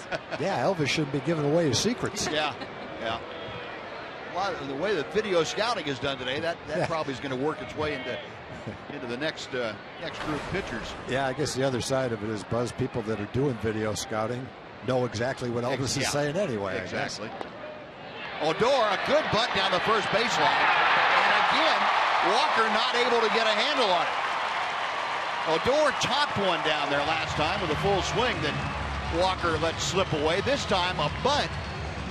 And Odor is going to have two base hits that probably totals 85 feet. The Rangers can bunt, boy. That's a well-located bunt. Walker's a young kid, fairly athletic. But he figured his only chance was to scoop it to first base with his glove. His hand didn't work the first time, and the scoop didn't work that time. No. That is the 30th bunt base hit for the Rangers this year. Let's see what the Rangers are going to do here. They've got Chris Jimenez up, a guy that's been hot, hit a couple of home runs. Be a bunt for the 9th place hitter, who's Ryan Strasburger. Had 3 hits yesterday. Let's see. Mariners think he's going to bunt. They've got the infielders in at third and first. Morrison creeping down the line from first and playing side saddle down at third. This is Kyle Seager. Jimenez gets the ball down. It's a good bunt. Walker had a late break, throws and dug out by Cano. Cano saved not only Walker an error, he saved 1, maybe 2 runs by pulling that out of the dirt. Boy, if he had been able to bunt that a little bit harder, he would have had a base hit too. Seager had given up on the play and gone to third base to cover in case there's a play at third base. Then he charged, but he would have been a little too late. Boy, Cano does scoop it out of the dirt. Makes a nice play. In the meantime, it's a nice sacrifice bunt. Sacrifice going 1-4. Cano ought to get 2 assists on that. Yeah, that was a perfect bunt too. You want to bunt it right at the third baseman with men on first and second, as long as the wheel play's not on, like it was for the Rangers when they got the force out at third on Marte's bunt. So the infield all the way in now for Ryan Strasburger. Ryan 1 for 2 tonight with a solid base hit to center. And he takes strike 1.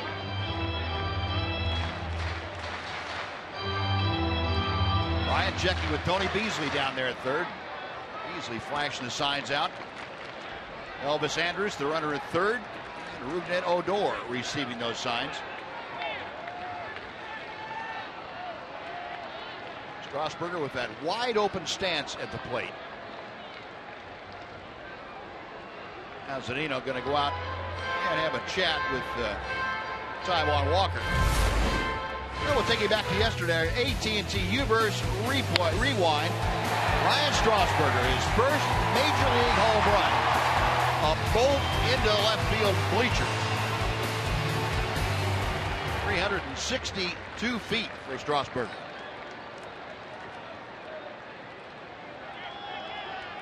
Oh, and 1 the count. Walker sets.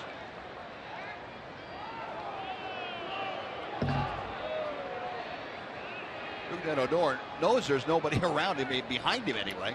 So he's just bouncing off about as far as the shortstop, Ketel Marte. In tight. 1-1. Ryan Strasburger able to check off a couple of boxes. First Major League home run. First Major League RBI. First Major League 3-hit game.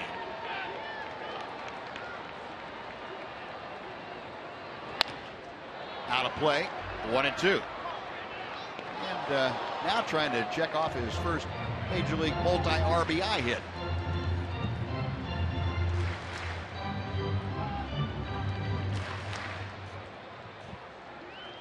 Second time the Rangers have had second and third and 1 out. Didn't get the run in the first time. Trying to get it here the second time. And that's going to get it done. Into center field, Jackson out there. Tagging at third is Elvis. Here comes the throw. The throw is cut off. Elvis scores. And Strasburger with the sacrifice fly gets the Rangers back on top. It is 3-2. And what a nice job by Ryan, too. He knows what his job is there. He's got to make contact. He struck out his last time on a high fastball. He's seen all fastballs in this at bat. And he's up there just trying to put the ball in play with 2 strikes, and he did it very well. Got the ball, a high fastball. Got on top of it, hit it to center field. Rangers get the go-ahead run. Good job by the rookie, batting 9th in the lineup today. Doing a nice job. A hit and a sacrifice fly today. Well, Strasburger with his second big league RBI. Rangers back on top. Here's Delino to Shields. Way outside for ball 1. To Shields 0 for 3. He has popped out, flied out, and struck out. This is a situation that Delino has done pretty well in of late. He is 8 for his last 21 with runners in scoring position. That's a .381 average. 2 balls and no strikes.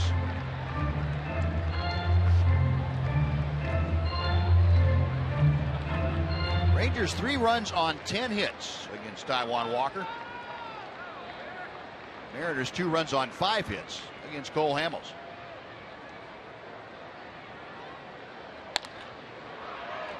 Three hopper out to Cano. That will do it. But Rangers regain the lead. They get a run on 2 hits and lead 1 after 6. It's now the Rangers 3 and the Mariners 2.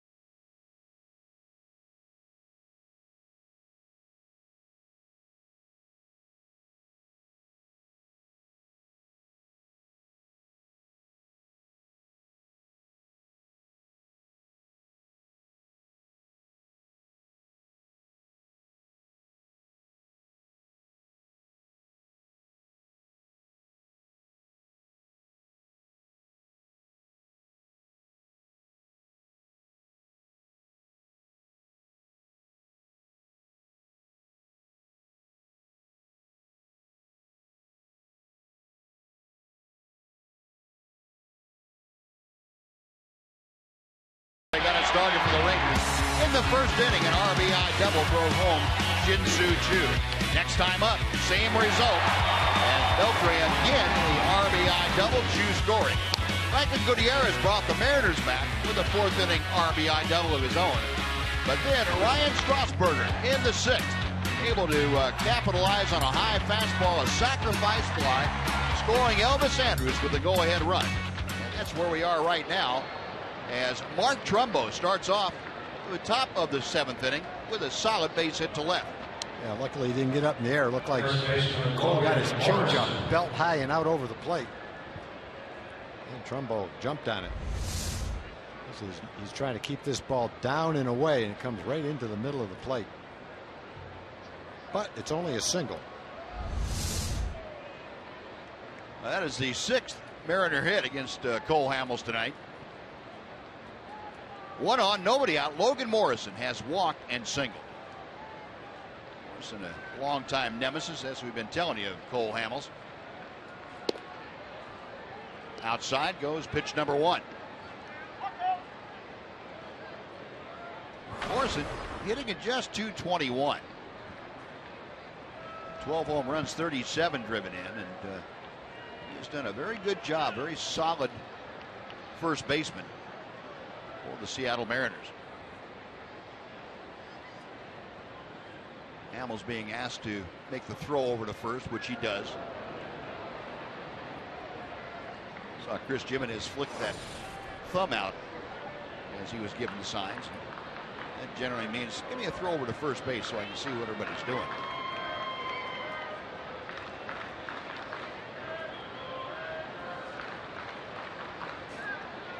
Morrison taking his time getting back into the box. He is ready to go, and so is Hamels.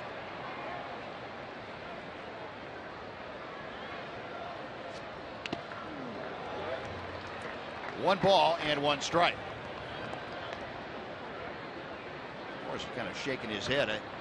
He probably feels like every time he swings the bat against Hamels, it should turn into something good. He had a fastball inner part of the plate. Had a big swing at it. A little ground ball to second right here, though. That looked nice. That'd be good. Rangers turned their third double play. Snap throw to first by Jimenez. Diving back is Trumbo.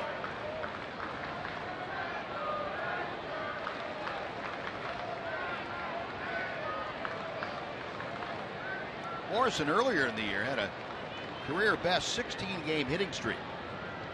It's not just lately that he's been swinging the bat well.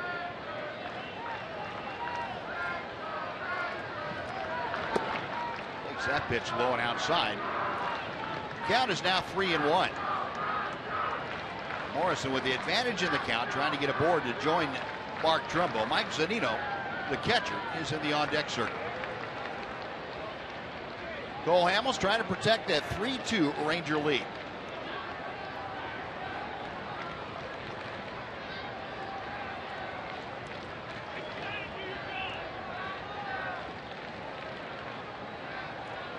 Chris Jimenez with the signs. Hamels sets.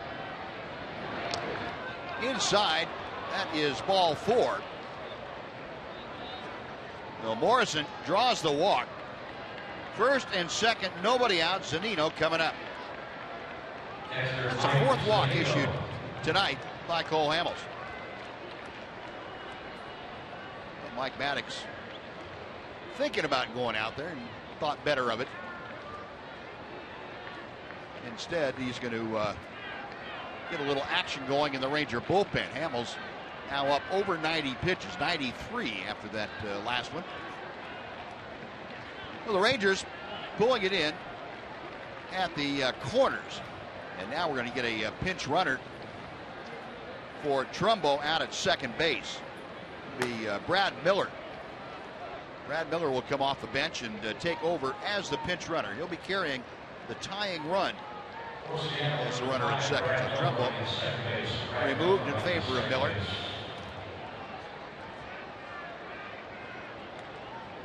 And you saw Sam Dyson out there in the Ranger bullpen. First one up, getting loose.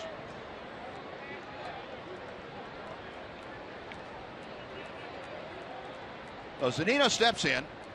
You would think with a pinch runner that Zunino is probably going to be asked to bunt. No bunt here, though. And he takes ball one.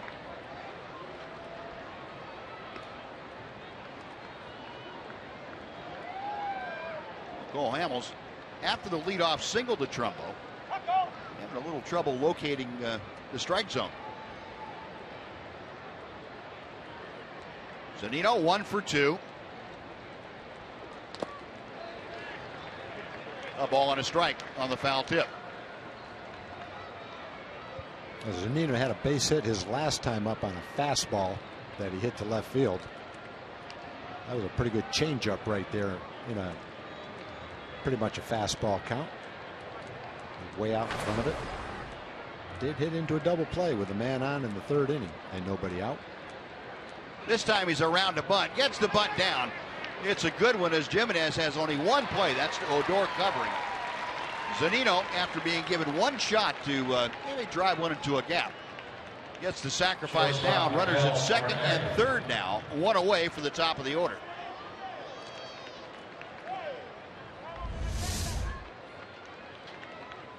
Good job by Zunino. He had his shot and then he got the job done.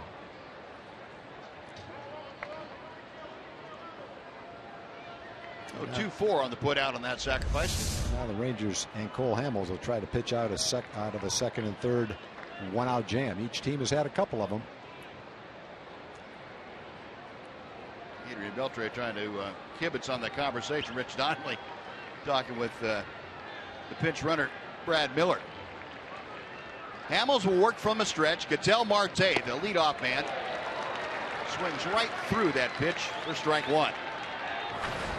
Marte has popped out, grounded out, and been on a fielder's choice. Rangers playing the infield back. They will give up the tying run or an out if the ground ball is hit in the middle. A looper into right center field. That's going to fall for a base hit. Chu plays it on a bounce. In to score is Brad Miller. On to third goes Logan Morrison. And Ketel Marte with the RBI base hit has tied this ball game at 3. Well, Marte did what he needed to do in that situation. That's make some contact. Didn't hit it very hard. A little soft line drive, but it fell in front of Chu.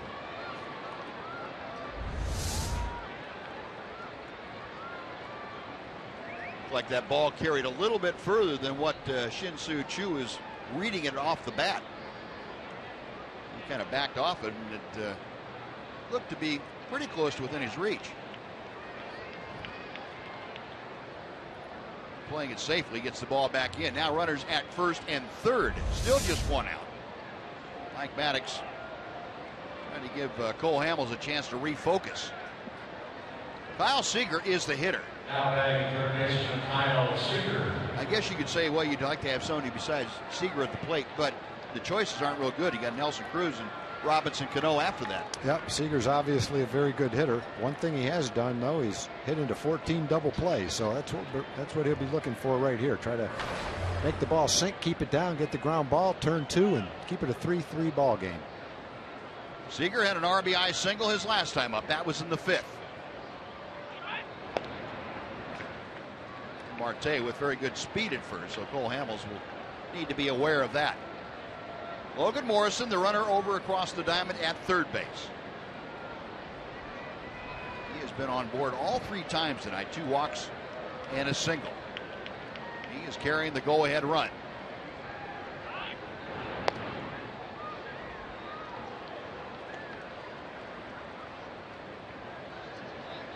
Rangers up the middle, shading Seager about 4 steps around to the right. Elvis favoring the spot 3 or 4 steps near second base. And Seager fouls that first pitch back for strike 1. And again, Cole Hamels will make sure in this situation that he's not dividing his attention between Ketel Marte at first and Kyle Seager. Decide whether he's going to make a pitch or work on Marte at first. He won't try to do both at the same time.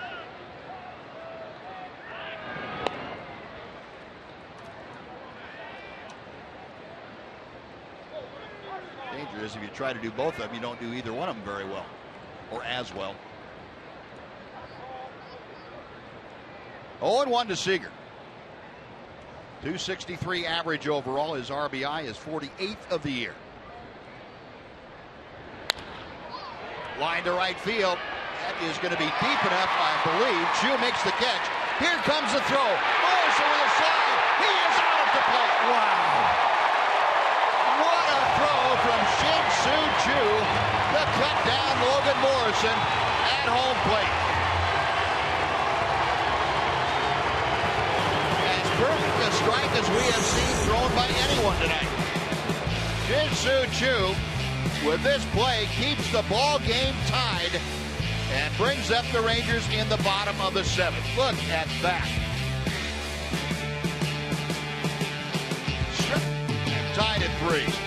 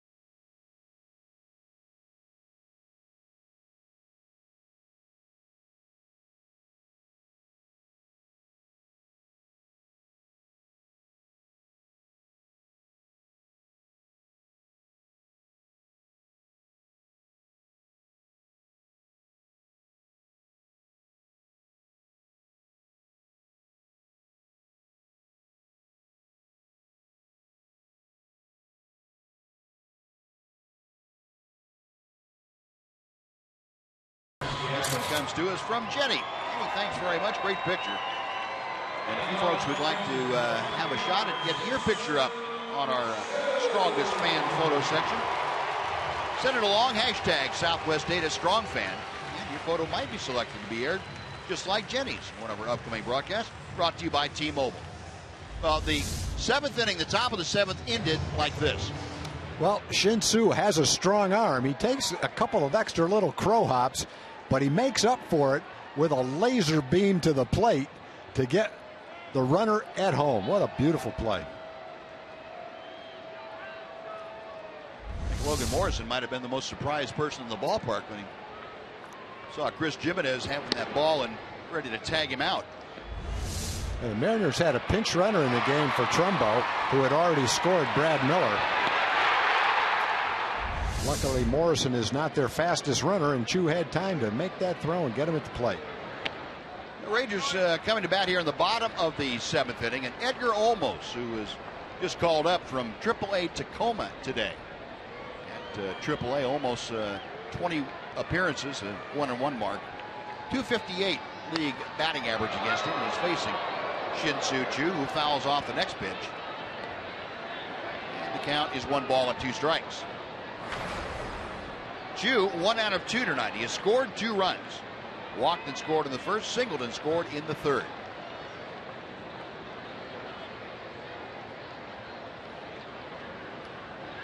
Almost with a 1-2 pitch.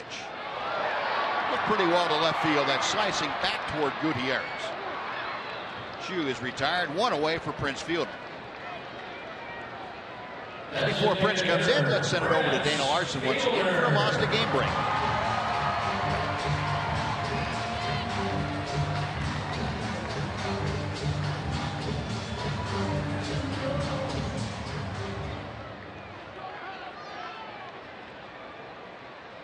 right, Dana, thank you. Here, the Rangers and Mariners tied at 3 as we play in the bottom of the 7th. Prince Fielder 2 for 3 tonight. 1 ball, no strikes. Fielder a pair of singles against the starter, Taijuan Walker. Walker, by the way, gave up a total of 10 hits tonight, but only 3 runs. 6 innings of work. 1 walk, 3 strikeouts. Giving way to Edgar Olmos.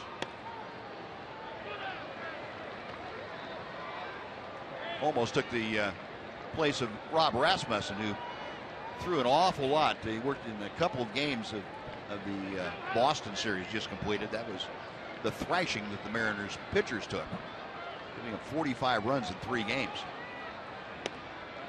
That is tight. 3 balls, no strikes. Fielder trying to get aboard in this tie ball game. Adrian Beltre, the hot corner, hot hitter. Adrian Beltre in that on deck circle.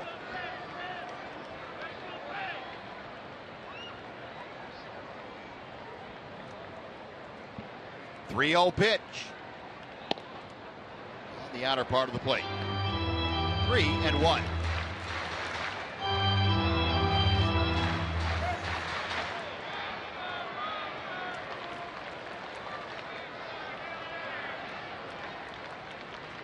Edgar almost sets at the belt.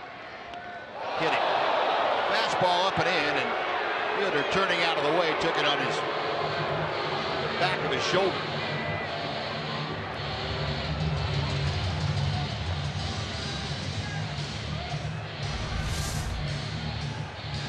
Yeah, he's trying to throw that ball down and away. It looked like that one just really got away from him. Obviously no intent there. He's trying to throw a strike and get the left-hand hitter out. Rangers have a base runner and got the hottest hitter on the team up there right now, Adrian Beltre. And former Ranger Rick Waits, pitching coach for the Seattle Mariners, out there to talk to Olmos very briefly. Waits a very short and to the point message. Well, Beltre steps in 3 for 3 tonight. Beltre is 11 for his last 22 with 2 doubles, 2 home runs, and 7 RBI. Now hitting at .271 for the year. Double play grounder, and Cano will turn it around the horn. Oh, Adrian hit it hard, but right at Seager, and that'll do it. Almost out of the jam. No runs, no hits, nobody left. We have finished 7th. Rangers 3 and the Mariners 3.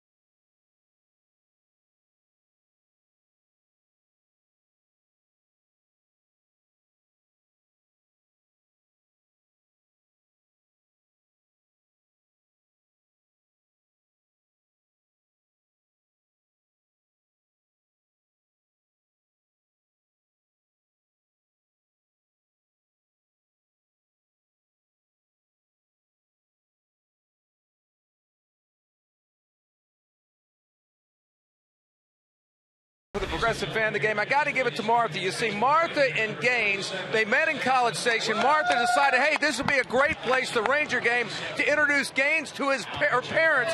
Why the Rangers? Because we all love the Rangers! There we go. So here's your dad. This is David. What do you think of Gaines? Thumbs up! Okay, now Gaines brought his mom, Carol. What do you think of Martha, future daughter-in-law? Oh, Love it. Oh, wow. Okay, well, congratulations, Martha. Well, we hadn't heard from Gaines. Anything you'd like to say on the night? You know, Noxie, I think we're ready to ditch your parents over here. All right, well, there we go. Progressive fan of the game. Way to go, guys. Go Rangers.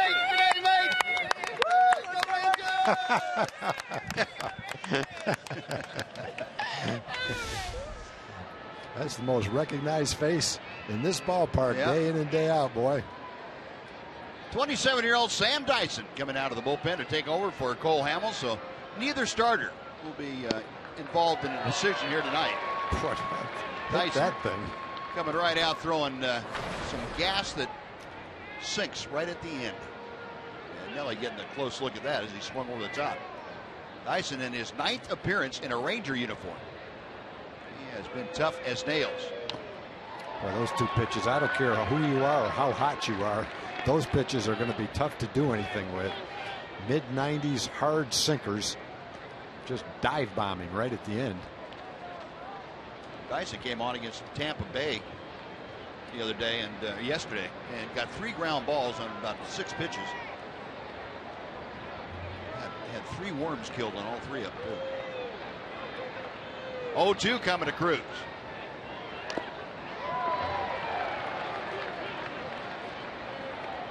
Good job of keeping the off-speed pitch down where Nelly couldn't do anything with it. Cruz tonight has been on a couple times, a single and a walk, 1 for 2 officially.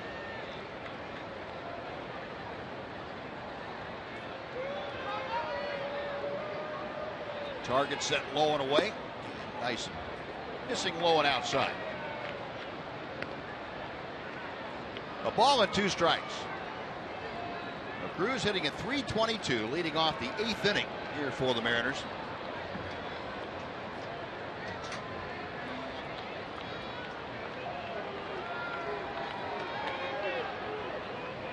Dyson sets. Pounds that one right into the ground. Beltre on the run. Hangs him down. There's a great example of what you can't do with that pitch is you can't hit it in the air. Nelly Cruz is hot. He made contact with it, but when it's going 95 miles an hour and sinking like that, there's just not much you can do with it. You can't take it because it's right around the knees, and you really can't anticipate that it's going to sink down and out of the strike zone, so you have to swing at it. And if he can feature that pitch in that location, you might roll some ground balls through the infield, but that's about it. Yeah. Well, one very impressive out. Here's Robinson Cano, who is 0 for 3 tonight. Look out. He just knocked 6 of his teammates right off that top rail. Yeah, that reaction to get off the top step was a little bit late. Yeah. The damage, if there was going to be damage, would have already been done. Robinson said, hey, you try to pull that 96 mile an hour hard sinker. You'll get your chance.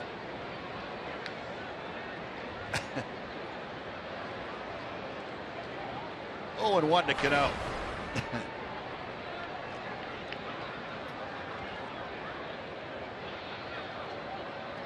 Dyson's next pitch.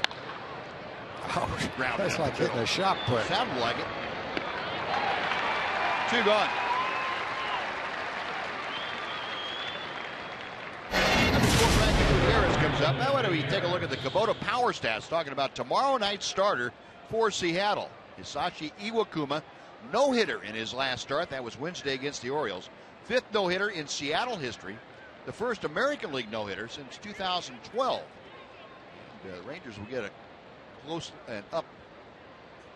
and personal look at Iwakuma tomorrow night. Saw him in Seattle. They start before that no-hitter, and he was very effective the last 5 or 6 innings that he worked in that ball game.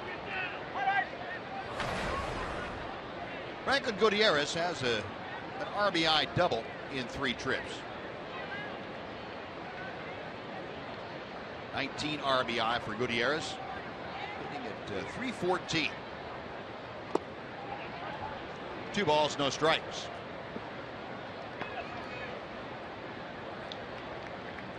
Mariners with 7 hits tonight. The Rangers with 10. Sam Dyson taking over for Cole Hamels here in the 8th inning. Hamels with all 7 hits on his ledger, 3 runs. They were all earned. 4 walks, 8 strikeouts for Hamels. The 2-0.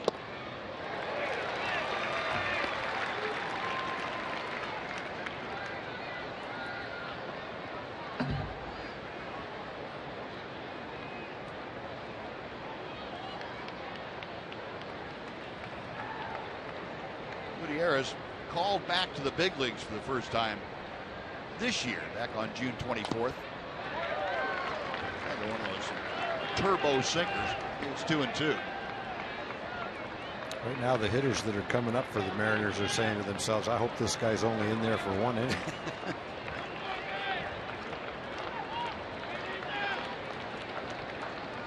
This next pitch for Dyson will be his 12th of the frame.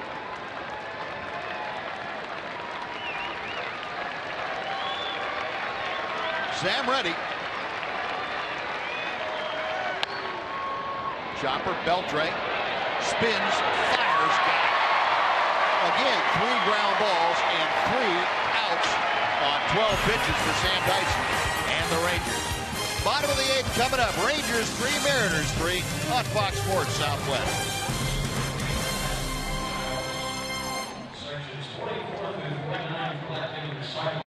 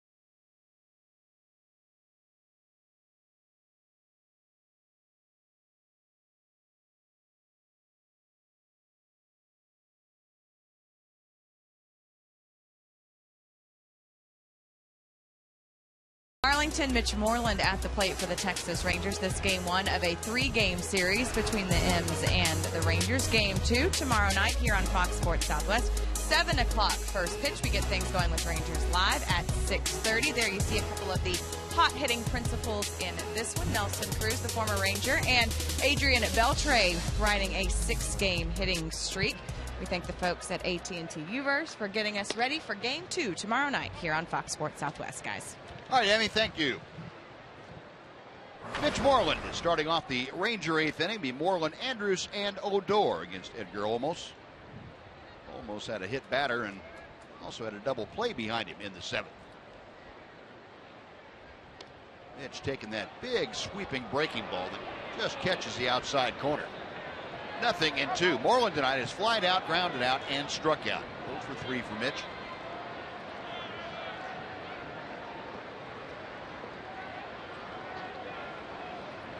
Almost a 25-year-old southpaw. He was an off-season waiver claim by the Mariners. Mitch had a breaking ball that stayed up for him, fouled it back. Almost originally was with the Florida Marlins, and Mariners got him on the waiver wire. He had missed all this past spring training. He had some impingement in that left shoulder. Started the year at AAA on the disabled list. Just brought back up today. 1-2.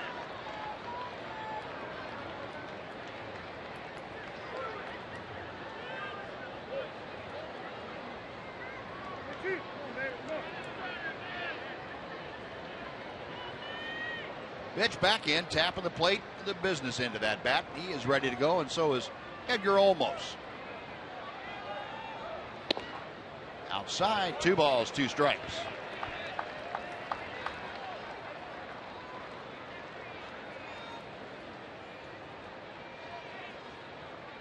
Kind of see the wheels turning. Mitch trying to get his plan going and see if he can implement it here on the 2-2. Slowly hit. I mean, a tough play for Cano. Bare hand, throws, and just does get him. Cano playing deep, had a long way to come in, but made the play very nicely, and Mitch is retired for out number 1.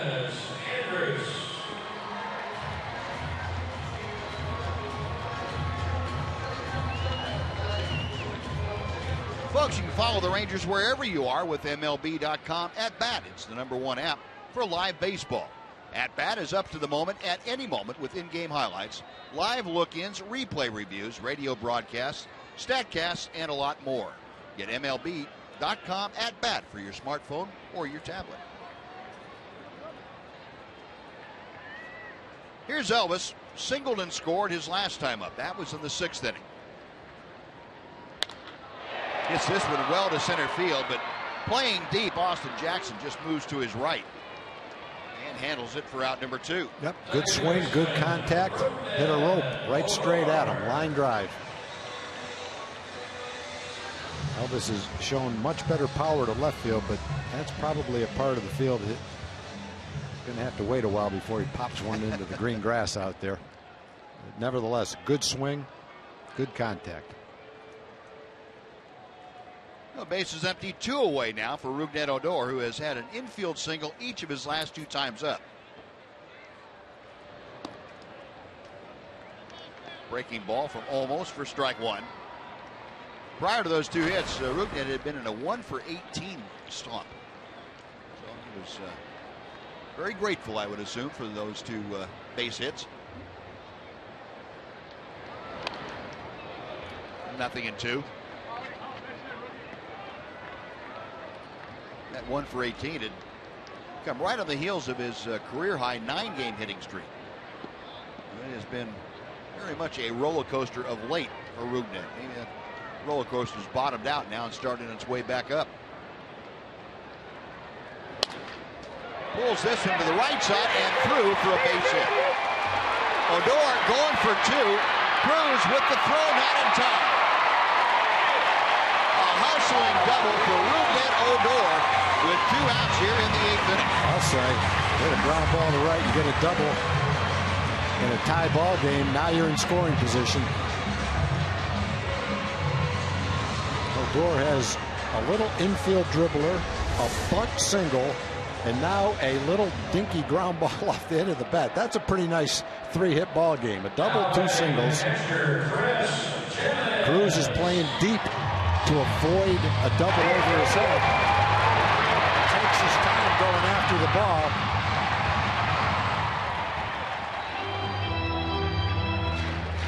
I guess the no doubles alignment doesn't prevent that kind of a double. My goodness. So Odor gets himself in scoring position with 2 outs, and Lloyd McClendon going out. He had Tom Wilhelmsen, the right-hander, loosening in the bullpen. Chris Jimenez, the scheduled hitter for the Rangers, and that's going to do it for Edgar Olmos. Olmos goes 1 2/3 and leaves with the go-ahead run. His responsibility at second base. Wilhelmsen coming in. Pitching change underway. We will take a timeout. We're back right after this on Fox Sports Southwest.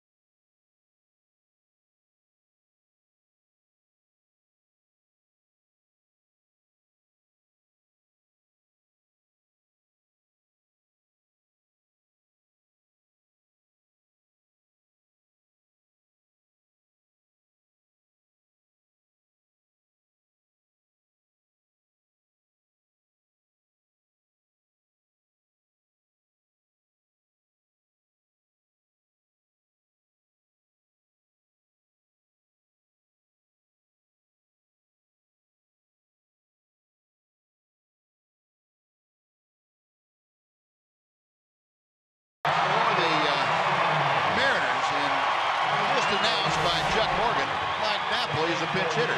Well, Hempson, his 37th appearance. He is 1-2. Another large 4.19 ERA, 2.76 opponents hitting against him. And Mike Napoli, the veteran who has faced Wilhelmsen a handful of times in the past. 1 for 5 is Napoli with an RBI in his past matchups. Go-ahead run at second. 2 outs in the 8th inning, and Napoli takes a cutter on the outside corner for strike 1, or slider, if you prefer. Knapp had his first 2 hits since coming back to the Rangers in his start yesterday. And a single and a double. Takes that pitch inside to even the count at 1-1.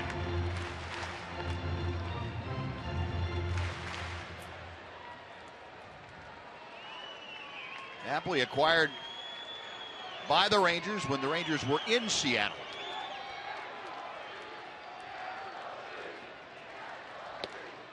Outside, 2 balls and a strike. Napoli got to the ballpark in time to be inserted into the starting lineup against the left-hander Mike Montgomery, who will start on Wednesday for the Mariners. Now time called.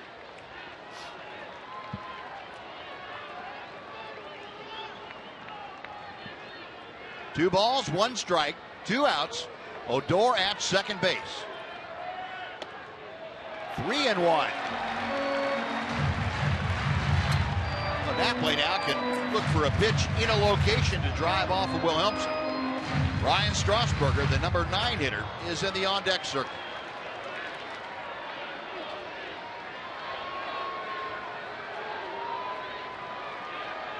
Veteran right-hander Tom Wilhelmsen sets. The 3-1 to the right side. Cano gloves it. He will throw out Napoli, and the Ranger threat has come to an end. The 2-out double by Odor goes for naught. Rangers strand a runner. We'll go to the 9th. It remains the Rangers 3 and the Mariners 3 on Fox Sports Southwest.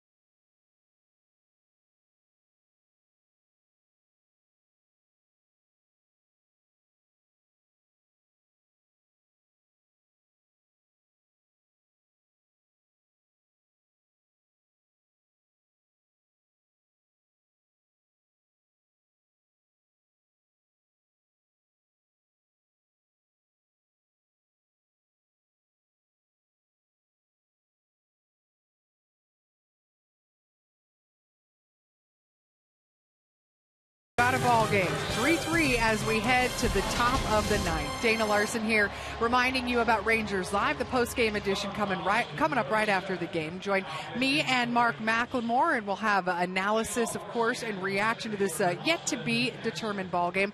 Also, big news on Derek Holland's return off the disabled list and back to the big leagues. He will pitch on Wednesday, and of course, we will also have updated standings of some significant games of interest in Baltimore, Anaheim, and Houston tonight. So join us for all of that and much more coming up right after the game, guys. All right, Dana, we go to the 9th inning, and Sean Tollison is on in a non-save situation. A tie ball game, and Tollison in his 53rd appearance of the year. This is the first time since the series in Seattle back on the 8th of the month that Tollefson has come in without a save on the line. He's had 3 straight since then. He picked up the win in that Seattle game. That was the 11-3 11 inning win for the Rangers. Bobby Wilson in at catcher now. He takes over as the all new battery for the Rangers. Austin Jackson, who is 0 for 3, is leading things off in the 9th, and he takes outside. 2 balls and a strike. Tollefson with 23 saves and 24 opportunities. He has been just lights out that since he took over on the 20th of May. The most saves in the American League. Up the middle by Jackson. Well, he pounded that right off the top of the pitching mound into center field, a leadoff single. So Jackson with his first opportunity to get on base tonight. And Brad Miller will be the hitter. Miller took over for Mark Trumbo, the DH, as a pinch runner.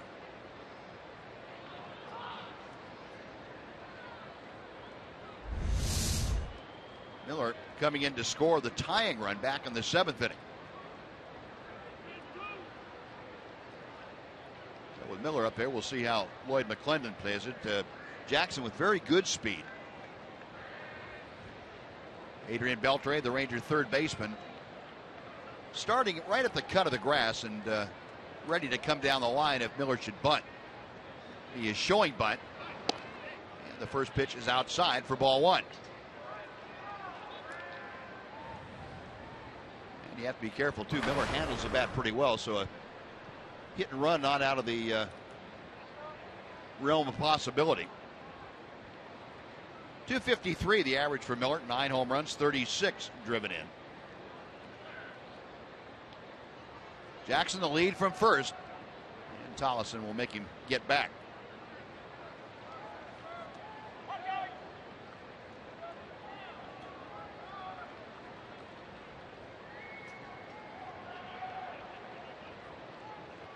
Miller in his last 18 ball games now has been a .352 hitter. Tollefson a little quicker move that time.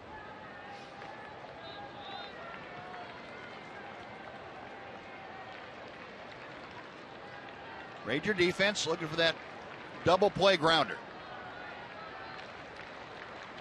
Tollefson the high set. And Miller trying to bunt that time. Yeah, trying to drive that ball through the infield. Well, one time we saw, I think it was Zunino, given a shot to take one swing, and when he fouled it off, then he bunted. Maybe that was Miller's one swing, and this will be the bunt. That's kind of what Adrian's thinking. He's coming down the line from third a little bit. He didn't give it away. No, he didn't.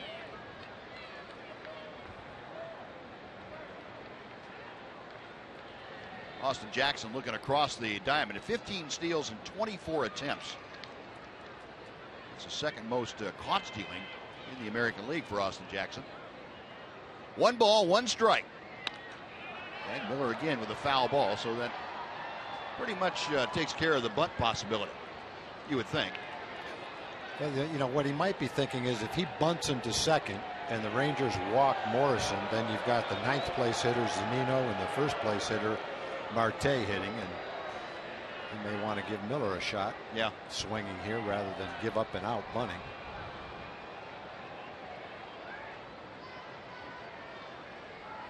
A ball and 2 strikes. Our Fox tracker showing you Sean Tollefson making a concerted effort to keep the ball away from Brad Miller. Got him swinging. Went up and away, and Miller couldn't do anything with it. 1 out.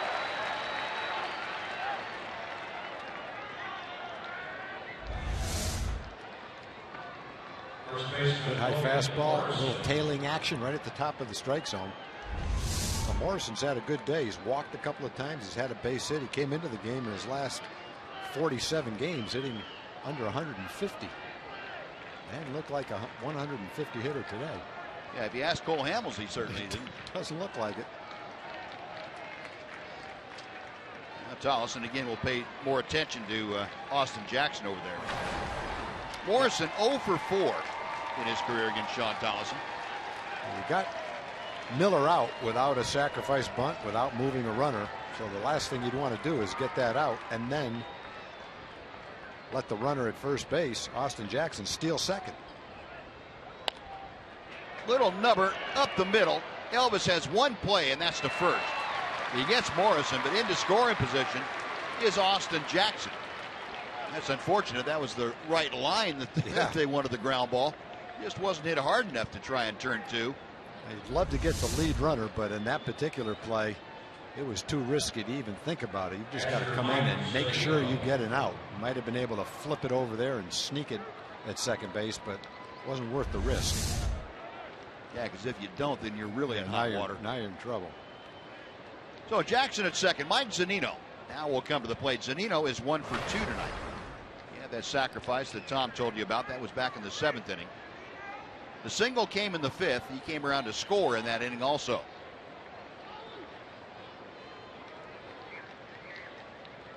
Tolleson a check of second. The first pitch to Zunino.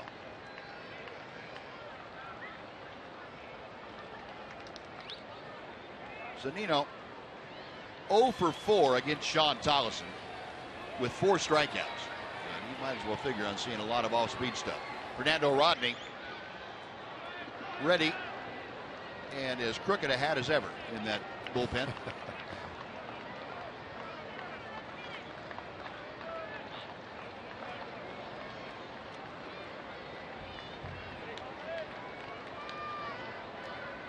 Zunino hitting a 177.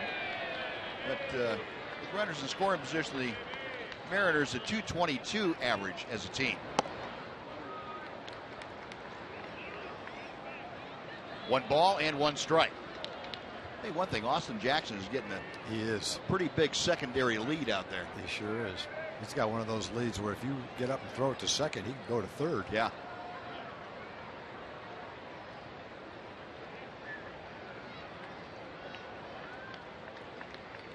Sean Tolleson, I think he caught a glimpse of him after the pitch. He said, how in the world did he get clear out there?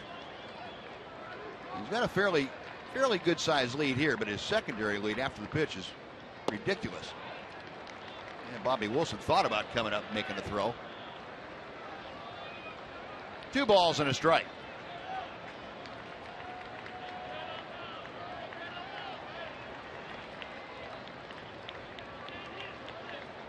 Jackson again inching off the bag at second. 3-1. Well, Tolleson not really giving Zunino a chance to swing at some off-speed stuff. Hadn't been able to hit the fastball near the plate. Zunino hitting 9th. Top of the order, Ketel Marte will be next. The 3-1 is on the way. Now the first base side, it's going to be a foot race. Tolleson, the pick throws behind him. First is Tolleson hung on to the ball, and Zunino almost ran up his back. Wow.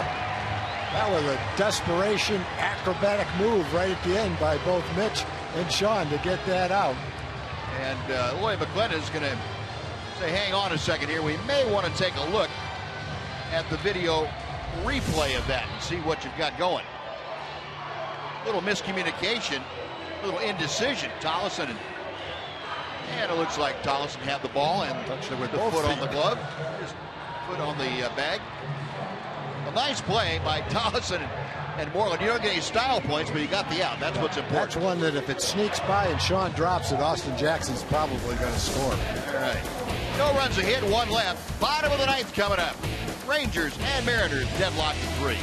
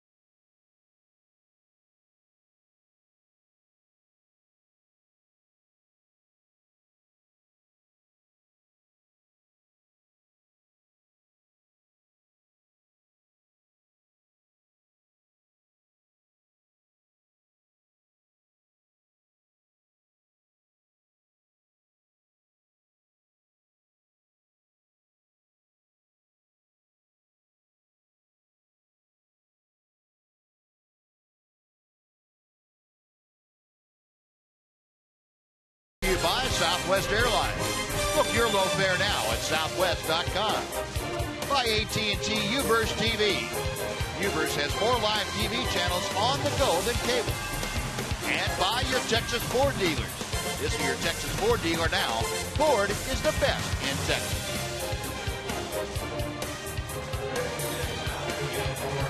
Well, the Rangers and the Mariners deadlocked at 3 as we get to the bottom of the 9th inning. Fernando Rodney has entered the ball game to start the bottom of the 9th. Rodney appearing in his 53rd ball game of the year.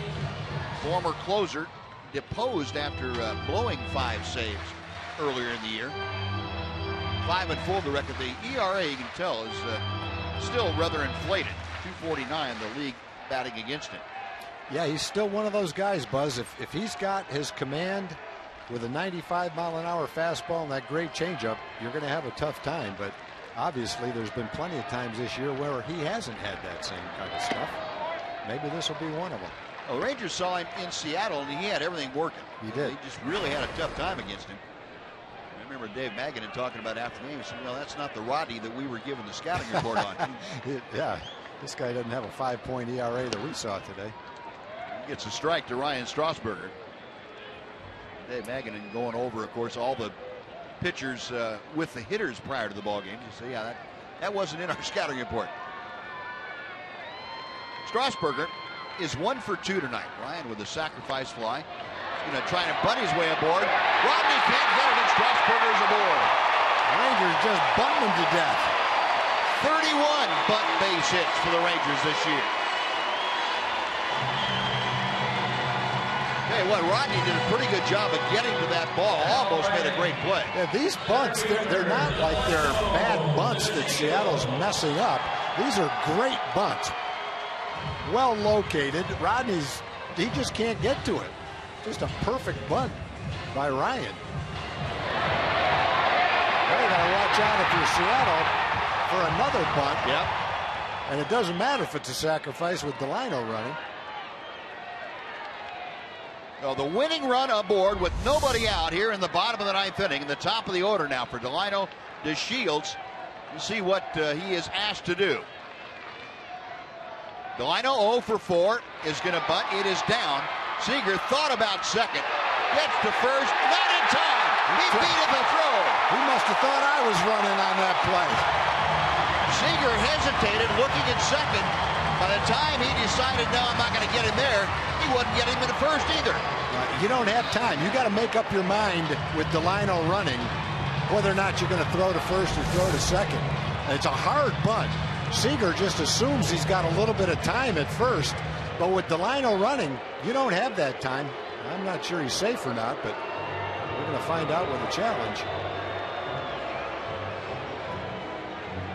Delino thinks he is. Yeah, the umpire thought he was.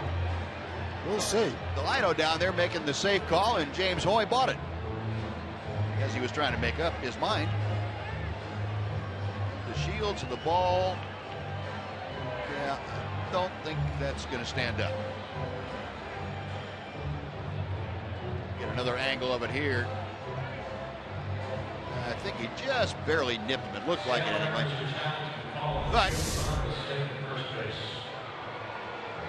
John Hirschbeck, the crew chief, and first base umpire James Hoy, who made the call, with the headsets on. Boy, that is really close to that angle. That's close.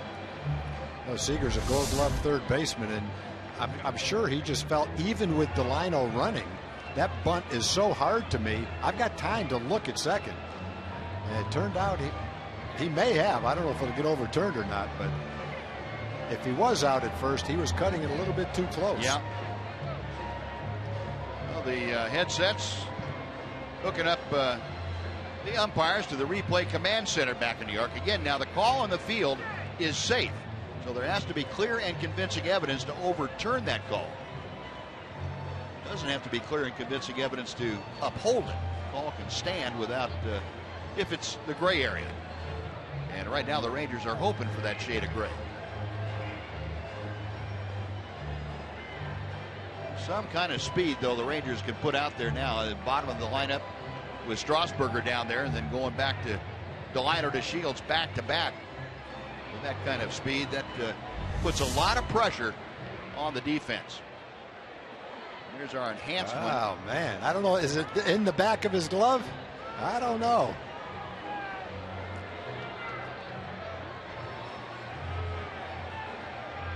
I'm not going to jinx this. I'm not saying anything. I'm wrong almost every time I open my mouth. So I'm just going to. I'm waiting to see what the umpire says. Well, you can tell by the amount of time they're taking back in New York that it is not cut and dried.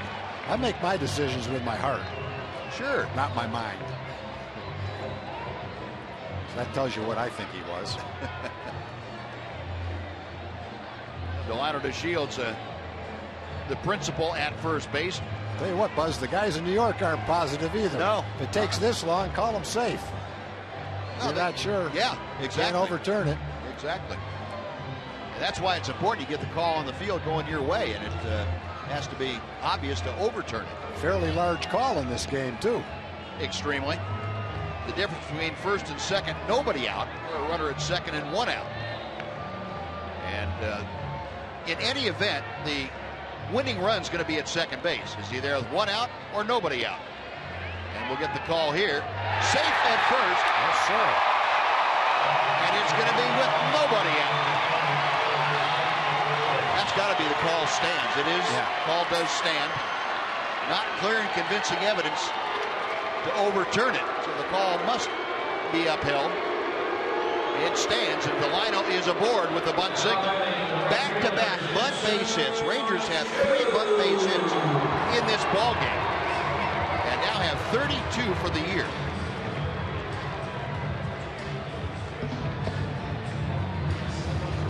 Shin-Soo Choo at the plate. The winning run at second. Seager expecting Choo. He's going to try and lay down a bunt.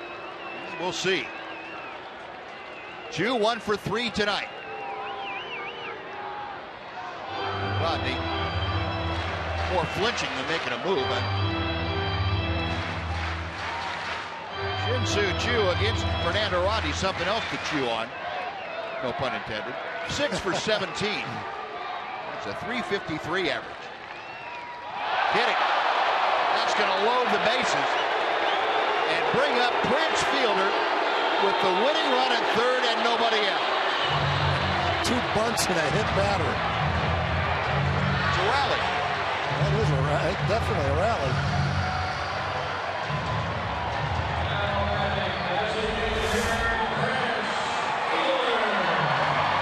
Fernando Rodney not even close to that pitch. And Choo taking it off the right tricep. Well, base is full. The infield obviously has to come in. The outfield has to come in close enough to be able to throw a runner out at the plate if they get a fly ball. The RBI leader, Prince Fielder, on the team, and he takes strike 1. Fielder 2 for 3 tonight. A pair of singles, hit by a pitch last time up. Ryan Strasburger, the runner at third, carrying the winning run. Delino DeShields at second, Shin-Soo Choo at first. 0-2. Rodney doesn't have his mid-90s fastball today, and doesn't look like he has command of it. And he's going to his changeup. Dropped one in for a strike. Got Prince to offer one out of the strike zone. Rodney's one of those guys. His changeup is so good. He can throw you a lot of them and still make it hard for you to wait on it. And Strasburger inching down the line from third. No balls, 2 strikes. Out of play. We'll reset and try it again. Yeah, there's mid-90s fastball right there to Prince. Reach back for a little extra. Wasn't there early in the inning, but got it back there now. Fielder, 65% of the time this year, has gotten that runner home from third with less than 2 outs. No balls, 2 strikes. Rodney ready. Pitch on the way. Got him swinging. With 96 up, and Fielder couldn't fend it off. 1 out. Now to be Adrian Beltre's turn. Beltre Just 2 for 16 against Rodney. But he has driven in a couple of runs in those 16 times to the plate. Now with one out, the middle of the infield goes back with Marte and Cano at double play depth. Inside for ball 1. Yeah, the risk here is you've got the middle infielders back, and it's a little chopper. You can't turn two, and might not be able to get the guy at the plate. Yeah, and Chu's got to make sure he gets a good jump from first base if that's what happens. Strasburger coming down the line. Pitch inside, 2 balls, no strikes. He didn't play into his hand. He didn't expand the zone on the fastball, and he didn't fish for the changeup. And now if you're Rodney, you got a choice to make. Do you try to throw a strike with your fastball, or do you try to trick him with a changeup, knowing that if he takes it, might be out of the strike zone?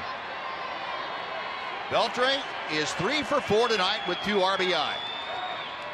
Winning run at third, the 2-0 pitch. Inside, ball 3.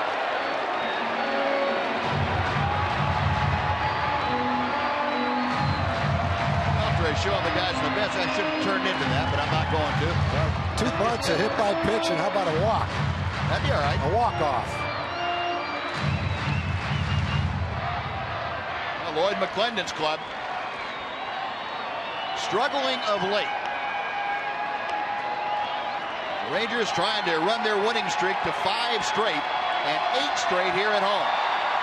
3-0 the count. Crowd of nearly 20,000 on their feet. Pitch on the way right down the middle.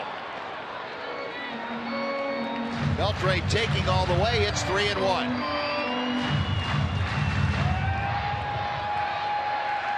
Winning run at third, Ryan Strasburger getting his lead. DeShields and Chu at second and first. Outside, ball 4, and Adrian Beltre walks it off with a walk. A walk-off walk. Rangers win it 4-3. What a ninth inning that was. 2 bunt base hits, a hit batter, and a walk-off walk. Doesn't